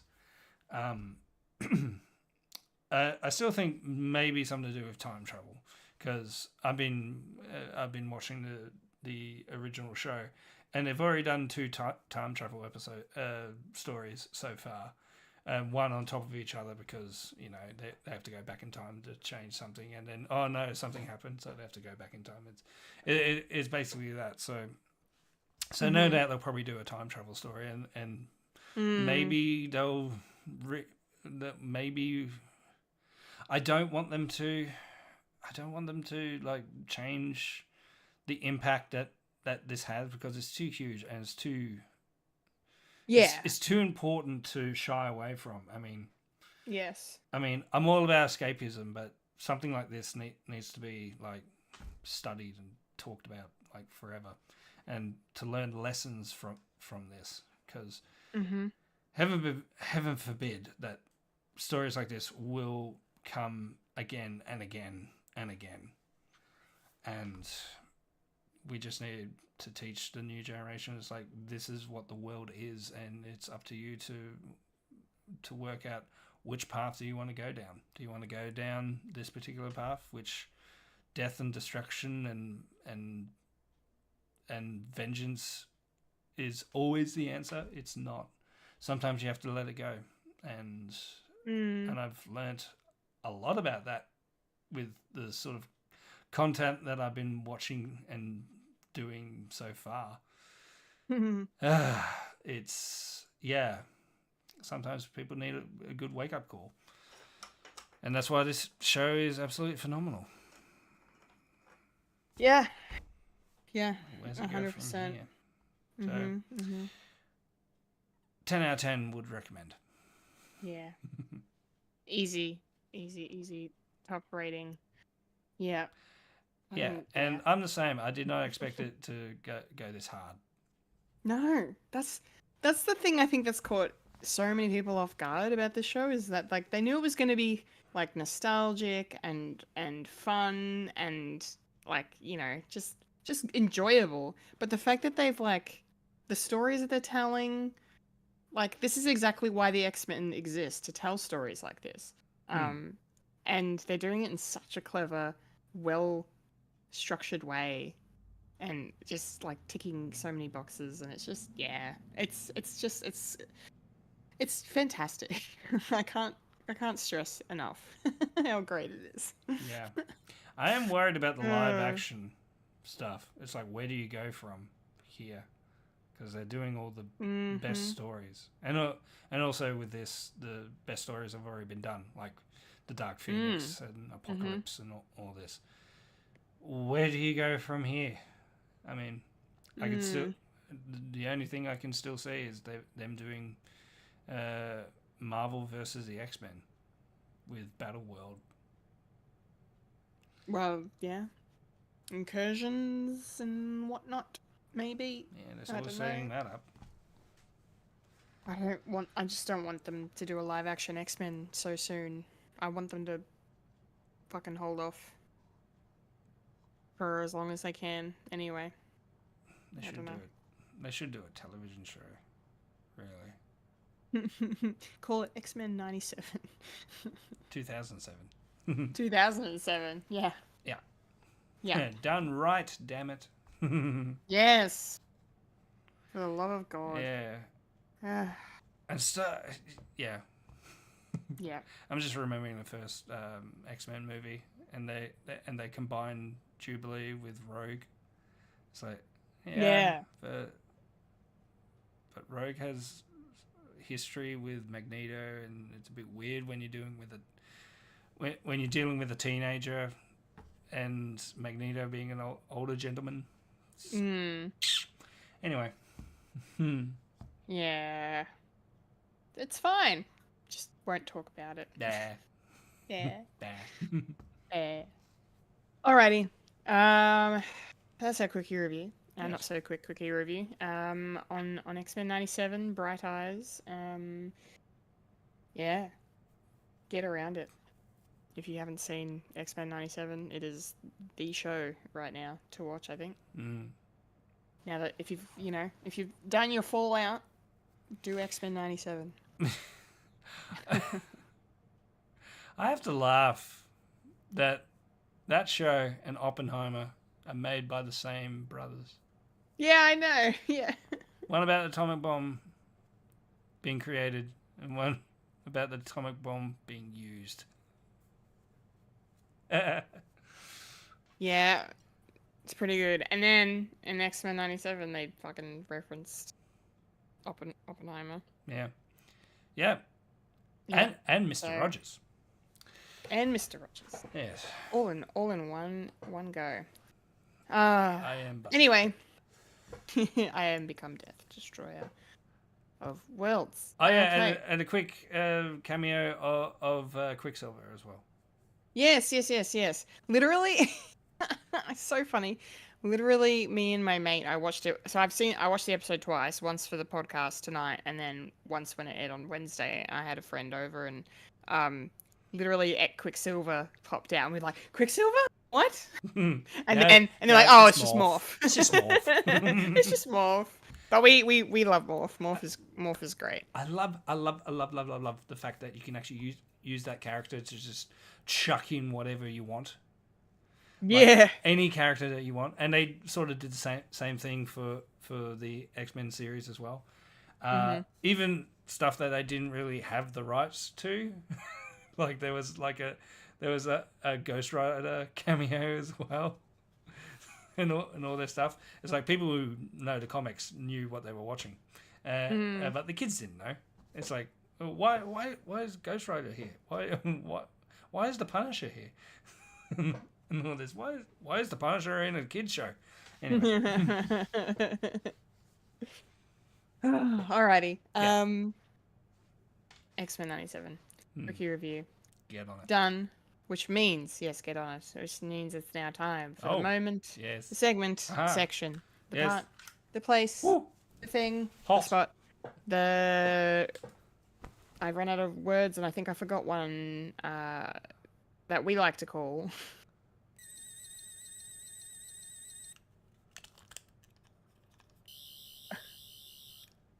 A popcorn culture. Yes. Yes, it's Pokemon Culture time, which means because Fully is not here, it's Talkin' Who. Talking who? Hey, talking who? Talking who? Yes. Hey. We're the goth. We're the Vincent Van Gogh. Yes. Yes. Speaking of tears, So many. I can't wait to talk about it. I'm actually really looking forward to talking about both of these episodes, to be honest. So Yeah. we're gonna be discussing season 5, episodes 10 and 11, which are Vincent and the Doctor and the Lodger. Yeah, Vincent and the Doctor, of course, is one of the most, I suppose, well-known, sort of iconic episodes of New Who, I guess. I think it's fair to say I knew about Vincent and the Doctor, well, not long after it aired, I think, thanks to the internet. So, because it was everywhere and everyone was talking about it, and, so I'm very, very much aware of that episode. So I've been looking forward to watching it for a while, and I'm very glad that I've finally seen it and experienced it. And you know what? When it got to the moment, right, I was like, I was already getting a little bit emotional because it's like I know what's coming, right? But I'm like, oh no, I'm not gonna cry that much because I know what's coming. Like I'll cry, but I'm not gonna. Boy, was I wrong. Boy, was I wrong. I bawled my fucking eyes out. I was not even kidding. I was sobbing, like heaving, sobbing, like because I was just like a bit like cry, like happy, like it's happy tears, But it's it's beautiful and it's just so wonderful and like God, I'm gonna get emotional again. Fuck, how many? Can I break a record for how many times I've cried in this one episode? But like, it's such a beautiful tribute, not only to Vincent van Gogh, and his legacy and his artistry, and the fact that he did not live to see his success. Um, you know, it just feels like a tribute to like creators and artists in general, because like one thing that I think a lot of people think when they create something, like, is it gonna last? Is it gonna live on after I'm gone? Like, is it gonna be something to leave behind? A piece of your soul, for those that come after you to see. Um, so watching this was just like it just kind of encompassed that feeling as someone who likes to create things, and I was just, it just, I want to cry again. But it just really hit me so strongly, and I was just like, and it was just so beautiful and just so nice, because especially the whole episode, the way they portray him, and how like awful, everyone feels because they know how things end up for him, and not only does he not live to see success, but the fact that he took his own life is just tragic, and yeah, it's just very sad, and for the Doctor. What I love though? I'm really starting to come around on Matt Smith, I tell you what.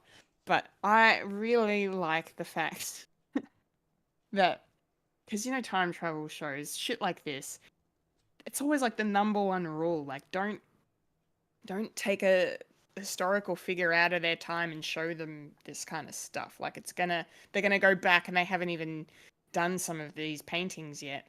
Like it's gonna change shit, but the Doctor knew, right? Like the Doctor knew it wasn't going to affect anything, it wasn't going to change anything, and he didn't give in to Amy's hope that it would, and he didn't shut her down either. No. And the way he handled it, and what he said to her, and how she handled it in turn, I just was just also really beautifully done. Yeah, and just seeing fucking is it Tony Curran? Is that the actor that plays Vincent? I think that's his name. Tony Curran. He plays Vincent, and fuck man, what a great performance. So good. He's so good. Yeah. Anyway, I could go fucking on and on about this episode, because it was just great. How did you go rewatching this, and do you remember how you felt watching it when it originally aired back in the day? Yeah, in 2010, where depictions of like depression in TV shows was sort of non-existent, let alone like not done the right way. And this is definitely a somewhat good depiction, like, for the time. I mean, we are better at it now because it's been like at least 14 years, 15 since it first aired, and it definitely felt like this was a different sort of historical for Doctor Who, where we've had them before, especially in this season, where we get to see Winston Churchill, and how that character was more of the idea of Churchill and not necessarily like quote unquote. So this was very different, where it was more pragmatic to what he was like back then. It was not sugarcoating or anything. And No. And the writer of this episode, Yeah, Richard Curtis. who Oh my God. who's said that he didn't really get into Doctor Who like at all, Right. but he always wanted to do a story with Vincent van Gogh. Okay. And It shows. yeah, because Richard Curtis's surrogate character was Bill Nye. No. So Who also went uncredited, yeah, by the way. yeah, I thought that was kind of sweet in a way. yeah. So because if you're going to do something as the big star is Bill Nye, from Pirates, and a string of Richard Curtis films as well. Train of thought. Come back. Hello. And with historicals, it was always like a bit of fun of the Doctor, like going back in time and like showing the kids like this, and this is definitely handled like with a lot more grace because of the subject matter, and they really wanted to do like something a bit more poignant and dealing with mental health as well, and that's why a lot of people like stick to this as one of the best Matt Smith era episodes because of the fact it was actually the way it was acted. The Doctor was up to his pinnacle self. Yeah, spot on. Yeah, and the way he sort of dealt with Amy as well, and his sort of relationship that he has, because there were subtle hints of what Amy was going through, and that's the through line of the entire series. But it wasn't like overshadowed with the thing, because you can definitely see the sort of parallels with Van Gogh, like seeing that she was upset and all that, and yeah, just the Doctor wanted to do something nice, just for him, because he knew, because the Doctor always knows where to meddle and where to have fun and where to anything, and sort of a tragic sort of forethought on where Vincent Van Gogh was going to go, and yeah, and it's kind of interesting watching an interaction with the Doctor and Vincent, of a manic depressant with borderline neurodivergent Doctor, not really seeing the subtle cues or anything like that. So you can sort of see it's like, well, that's sort of scene where the little joke of that's way too much coffee. It's like, yeah, overstimulate, and even with that was a bit of fun, and not to mention, we haven't really mentioned it, but we'll probably mention it now. But when you're dealing with depression, you see things that people don't see, and that's definitely in Vincent's art and the way he sort of his expression, and the way that they incorporate like the monster for the week, basically the chicken bear thing that only Vincent can see. It's like, yeah. I mean, you could have had it without it, but it can't be Doctor Who without the monster for the week. So it's something, and that's sort of an afterthought, because the main crux of it being the relationship that these three characters have at this present time of their life. So yeah, it's a really good episode. It's one of my favorites as well.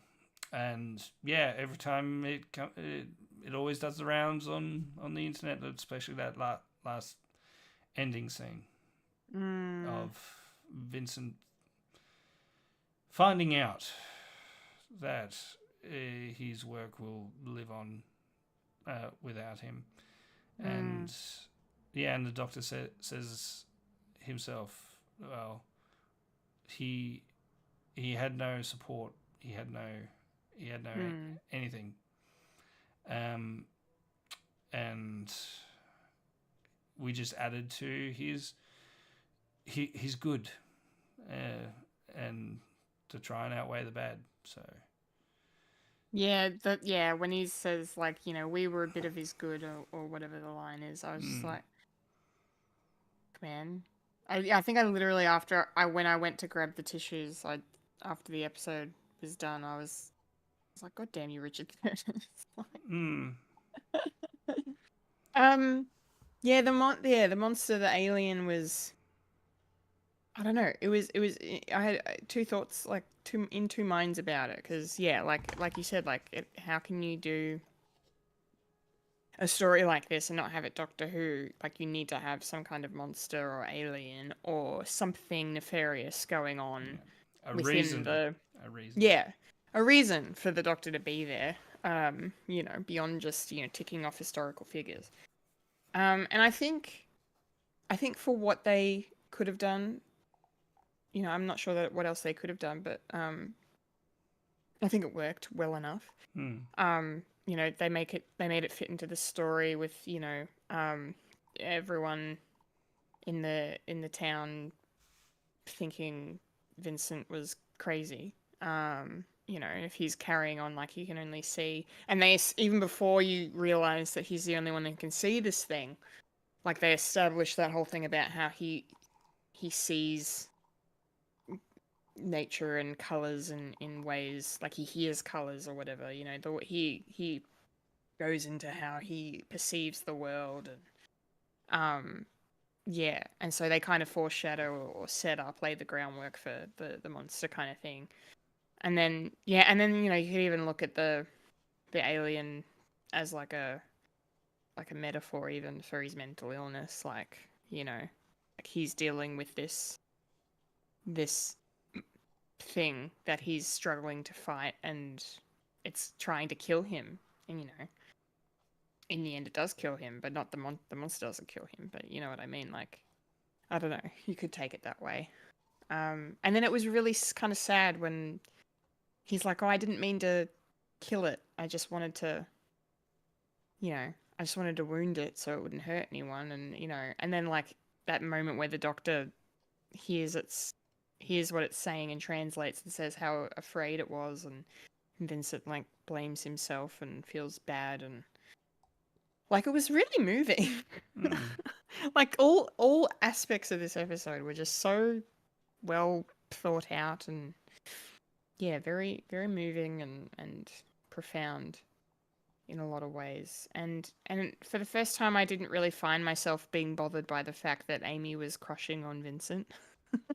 Oh, I'm like, okay, well, it's not the Doctor. But then, of course, Vincent was crushing even harder on Amy, and I like that bit at the end when he's like, maybe you could come back and we'll have many children. And I'm like, oh, okay. And then I liked that part at the end where she's like, if we had have gotten married, our kids would have been like very, like the greatest redheads of all time, or whatever she says. And very red. very red. And then the Doctor's like, yes, very ginger. Which he's jealous of, because canonically he always wants to be ginger. Yeah, I liked that moment between the two of them. Yeah. Trying to think if there's something else in the episode that I hadn't thought to touch on, but I think, yeah, I don't know. We can probably leave it there unless there's anything else you needed to say or wanted to ask me, or I don't know. Yeah, we sort of set it up for the best episode to the most I wouldn't say controversial, just the most polarizing episode. The Lodger. The Lodger. Polarizing, hey? Yeah. Okay. I'll be curious to hear why after I tell you what I thought of it. Sure. Just to see what your reaction to me is. I think this episode's pretty good, honestly. It's kind of like Doctor Who as a rom-com for some reason.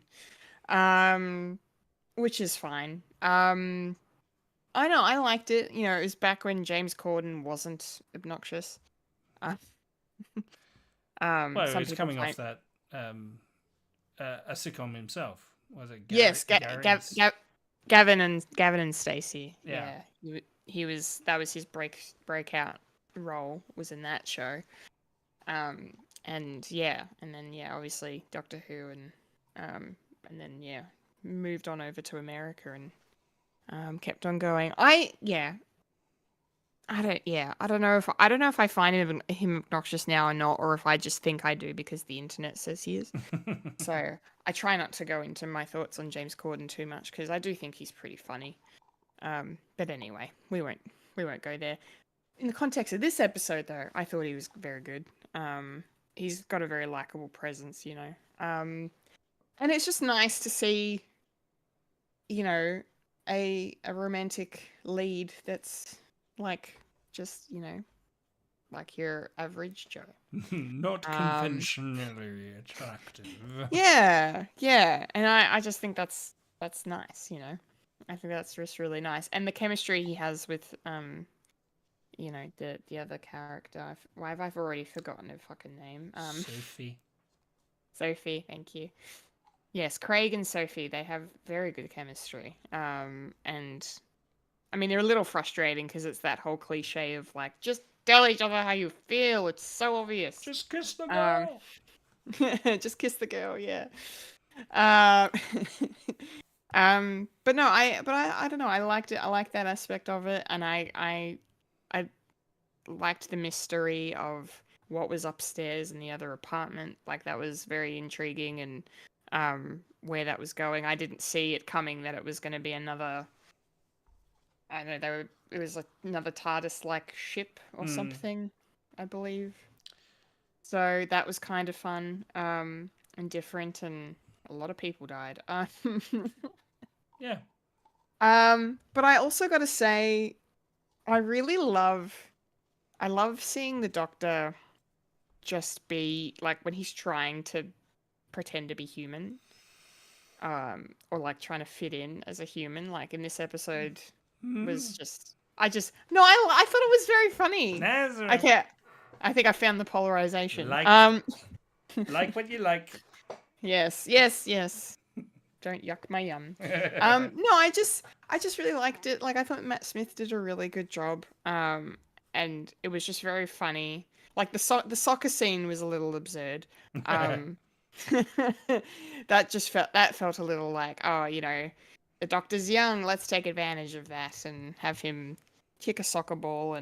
But I fucking cackled when Craig's lining up for a shot, and then the Doctor just sweeps in and fucking kicks it out from under him. I lost my shit. What an asshole. I thought that. Yeah, I know. I thought that was so good. And I think it's a trope that's been done before in media of like, you know, the fish out of water sort of person who's not like who's just well intentioned through and through and not realizing what he's doing, and like he's ruining everything for the straight man, you know? Like that's the thing that's been done before. I've seen it in other things, but I don't know, for some reason it just really tickled me in this episode. I just found it really funny. Yeah. I don't know. So I thought this overall, I thought it was a good episode. I liked it. And it was interesting that, you know, him and Amy were separated for so long, and as well. That was an interesting little twist. I'm like, oh, I wonder what Karen Gillan was filming at the time that she couldn't film this. Like, that's kind of the vibe it gave me, but I'm sure it probably wasn't something like that. I don't know. But yeah, I don't know. Tell me, Michael. Okay. Tell me what you think of this episode and what the general public thinks of this episode. Well, all in all, I will say it is a good episode with a very interesting premise of the Doctor just becoming a lodger, a roommate. This story was one of the last things to greenlit because originally it was going to be another episode that they were going to do, but they put it on the back burner and they put it in next season. because budgetary reasons, and they needed something a bit more, easy to film. So doing it like out the middle of a field and in a house. So something a little bit more easy to do. Yeah. And this episode was originally a comic strip for the Doctor Who magazine. Yeah, back when David Tennant was the Doctor. It was going to be... the original story was 10th Doctor and Mickey. Yeah. So that was it. And there was also the soccer scene as well. And the Doctor needed a place to stay, so Mickey needed... so that was the story. Similar premise. And, but they rejiggered it to be Matt Smith, and of course, you could sort of see they could have had Rory as the guy because it's sort of similar dynamic, but because Rory is no longer with us, so they needed someone else. So it's like, cameo, James Gordon. There we go. He's big at the moment with his thing, and not the pretentious guy that he turned out to be. You know who I am? Yeah, we know who you are. Yeah. Twerking in front of a car in a mouse onesie. Yeah. You're going places. Anyway, having said that, his character was fine. Yeah. The dynamic between the throuple was fun. And the big bad was a cool thing. Having something sci-fi like entering something mundane as suburbia as it is. Very Doctor Who episode. Having said that, the original writer for the comic also did the episode for this, so he reworked his stuff, and that writer, Gareth Roberts, was a contributor to Doctor Who way back when. He used to do some of the Target novels as well, and also doing the comics as well. And he did a couple of episodes for New Who. He is no longer welcome in the fandom. Oh. He in 2017 started to become, well, he probably is. He is a massive transphobic person, and he's no longer welcome. No. Which is kind of surprising because he's an openly gay man. Oh. So no. So yeah. That's disappointing. If you like, separate the art from the artist. I don't.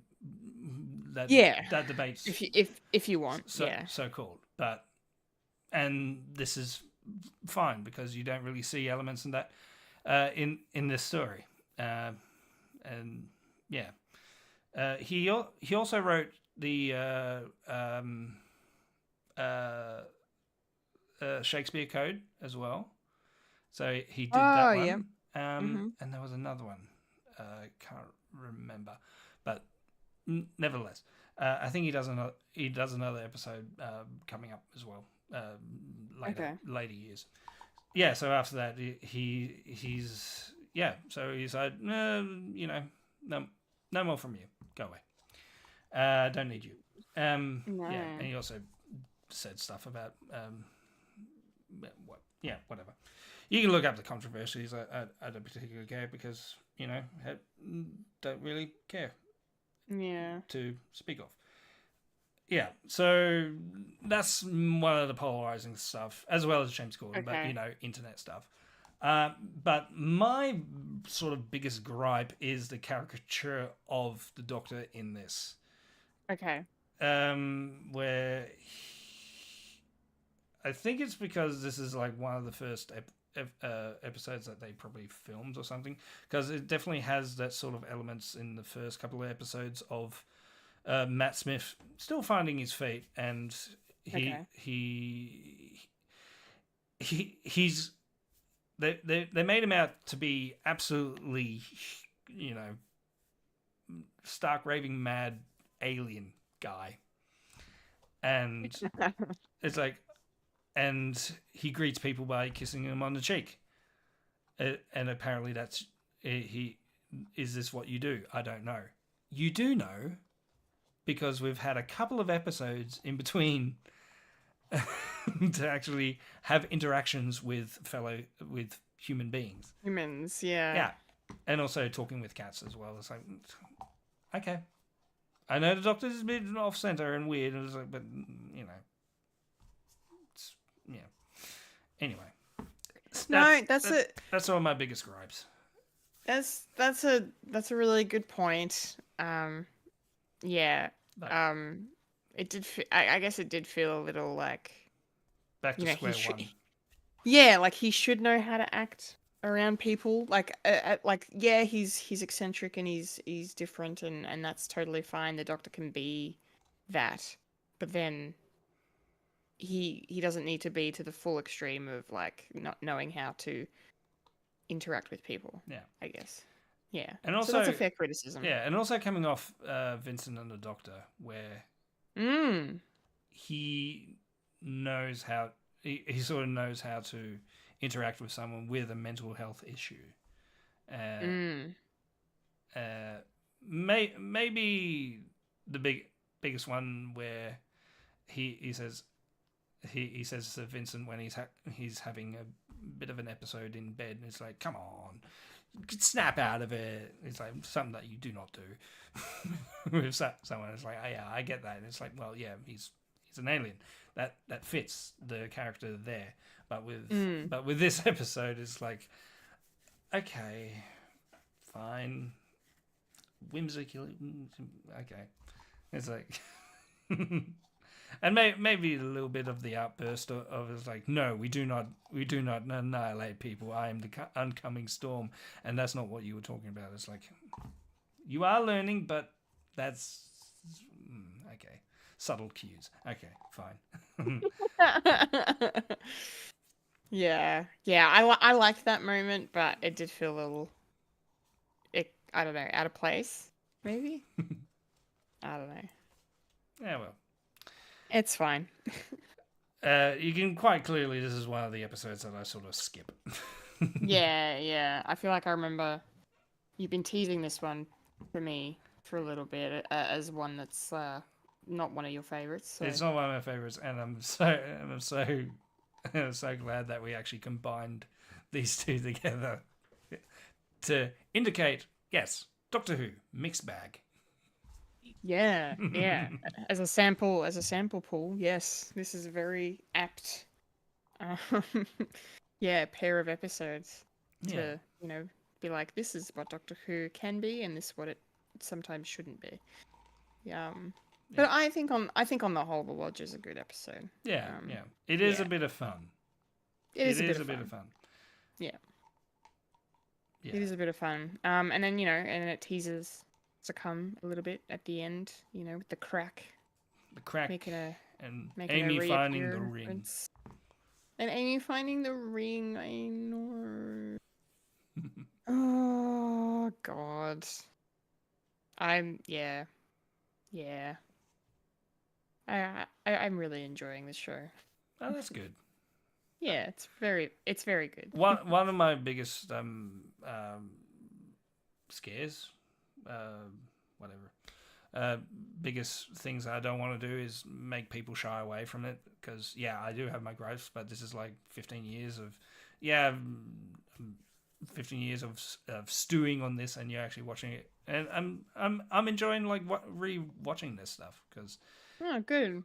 Like majority of the Matt Smith stuff I sort of like been shying away from, and I need to get back into it because it wasn't my era that I particularly enjoyed, but I watched it nonetheless.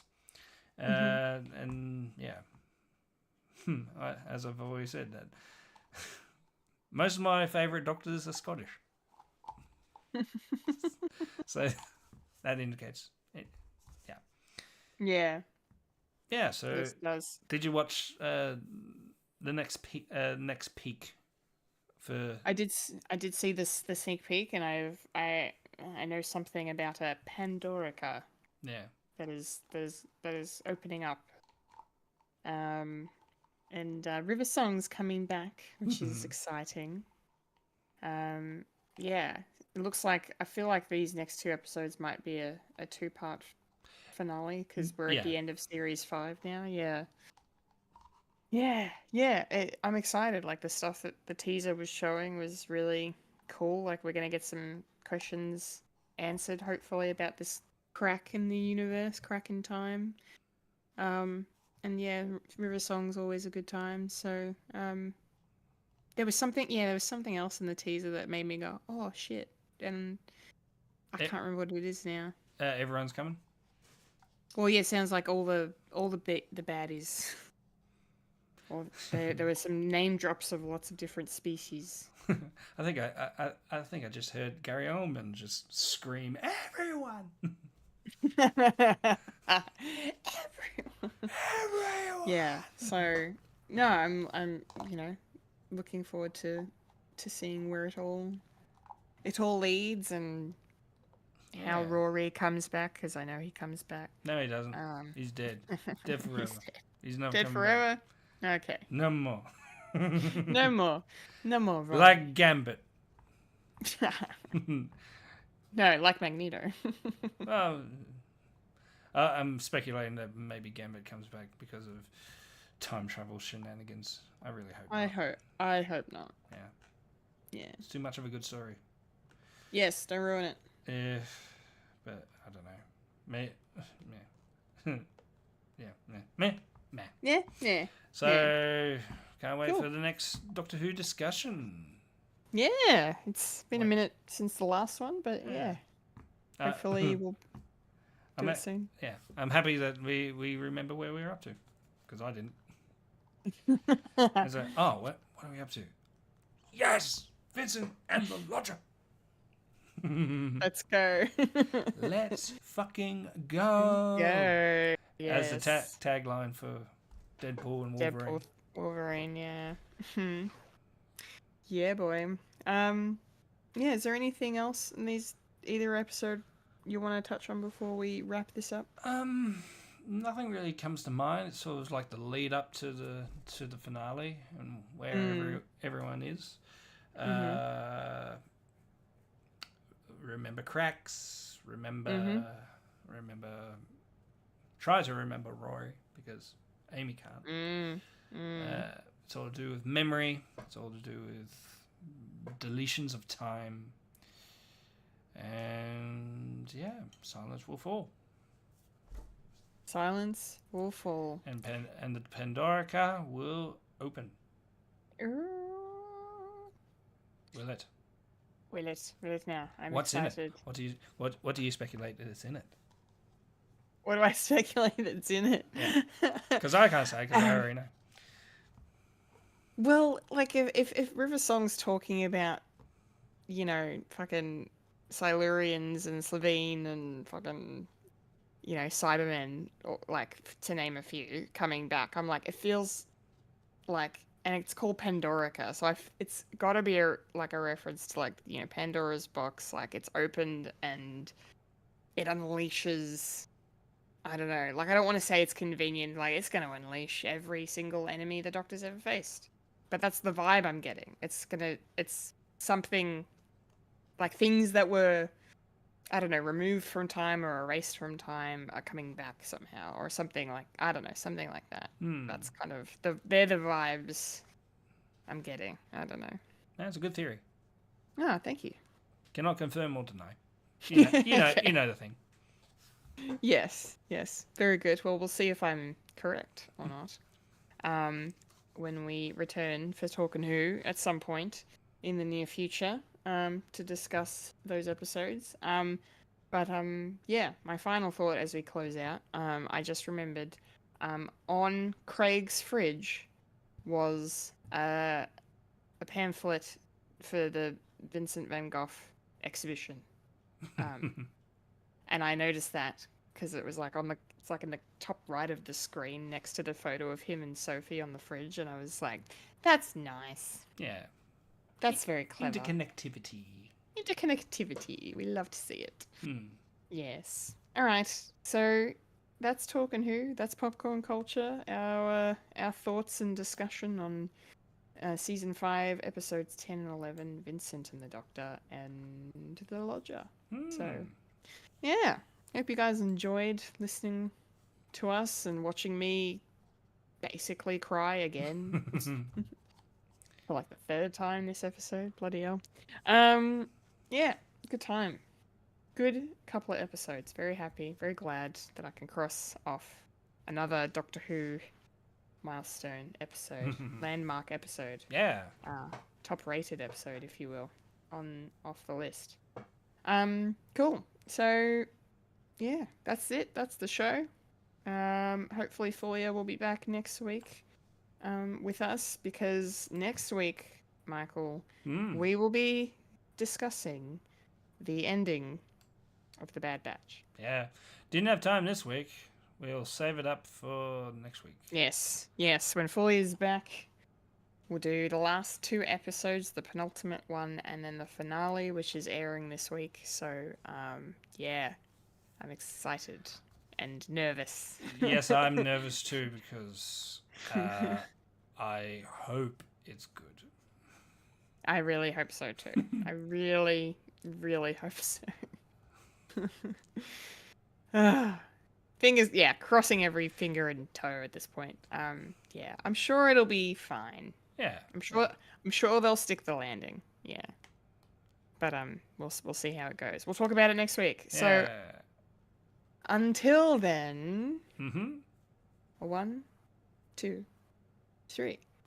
And that was a podcast called Fred.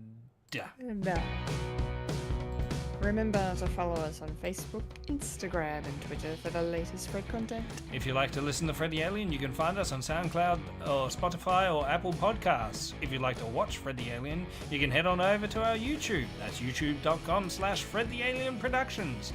And if you're watching right now, remember to give us a follow on the Twitch. And if you're on YouTube right now, subscribe, hit the bell icon to keep you updated with all the next stuff that we do.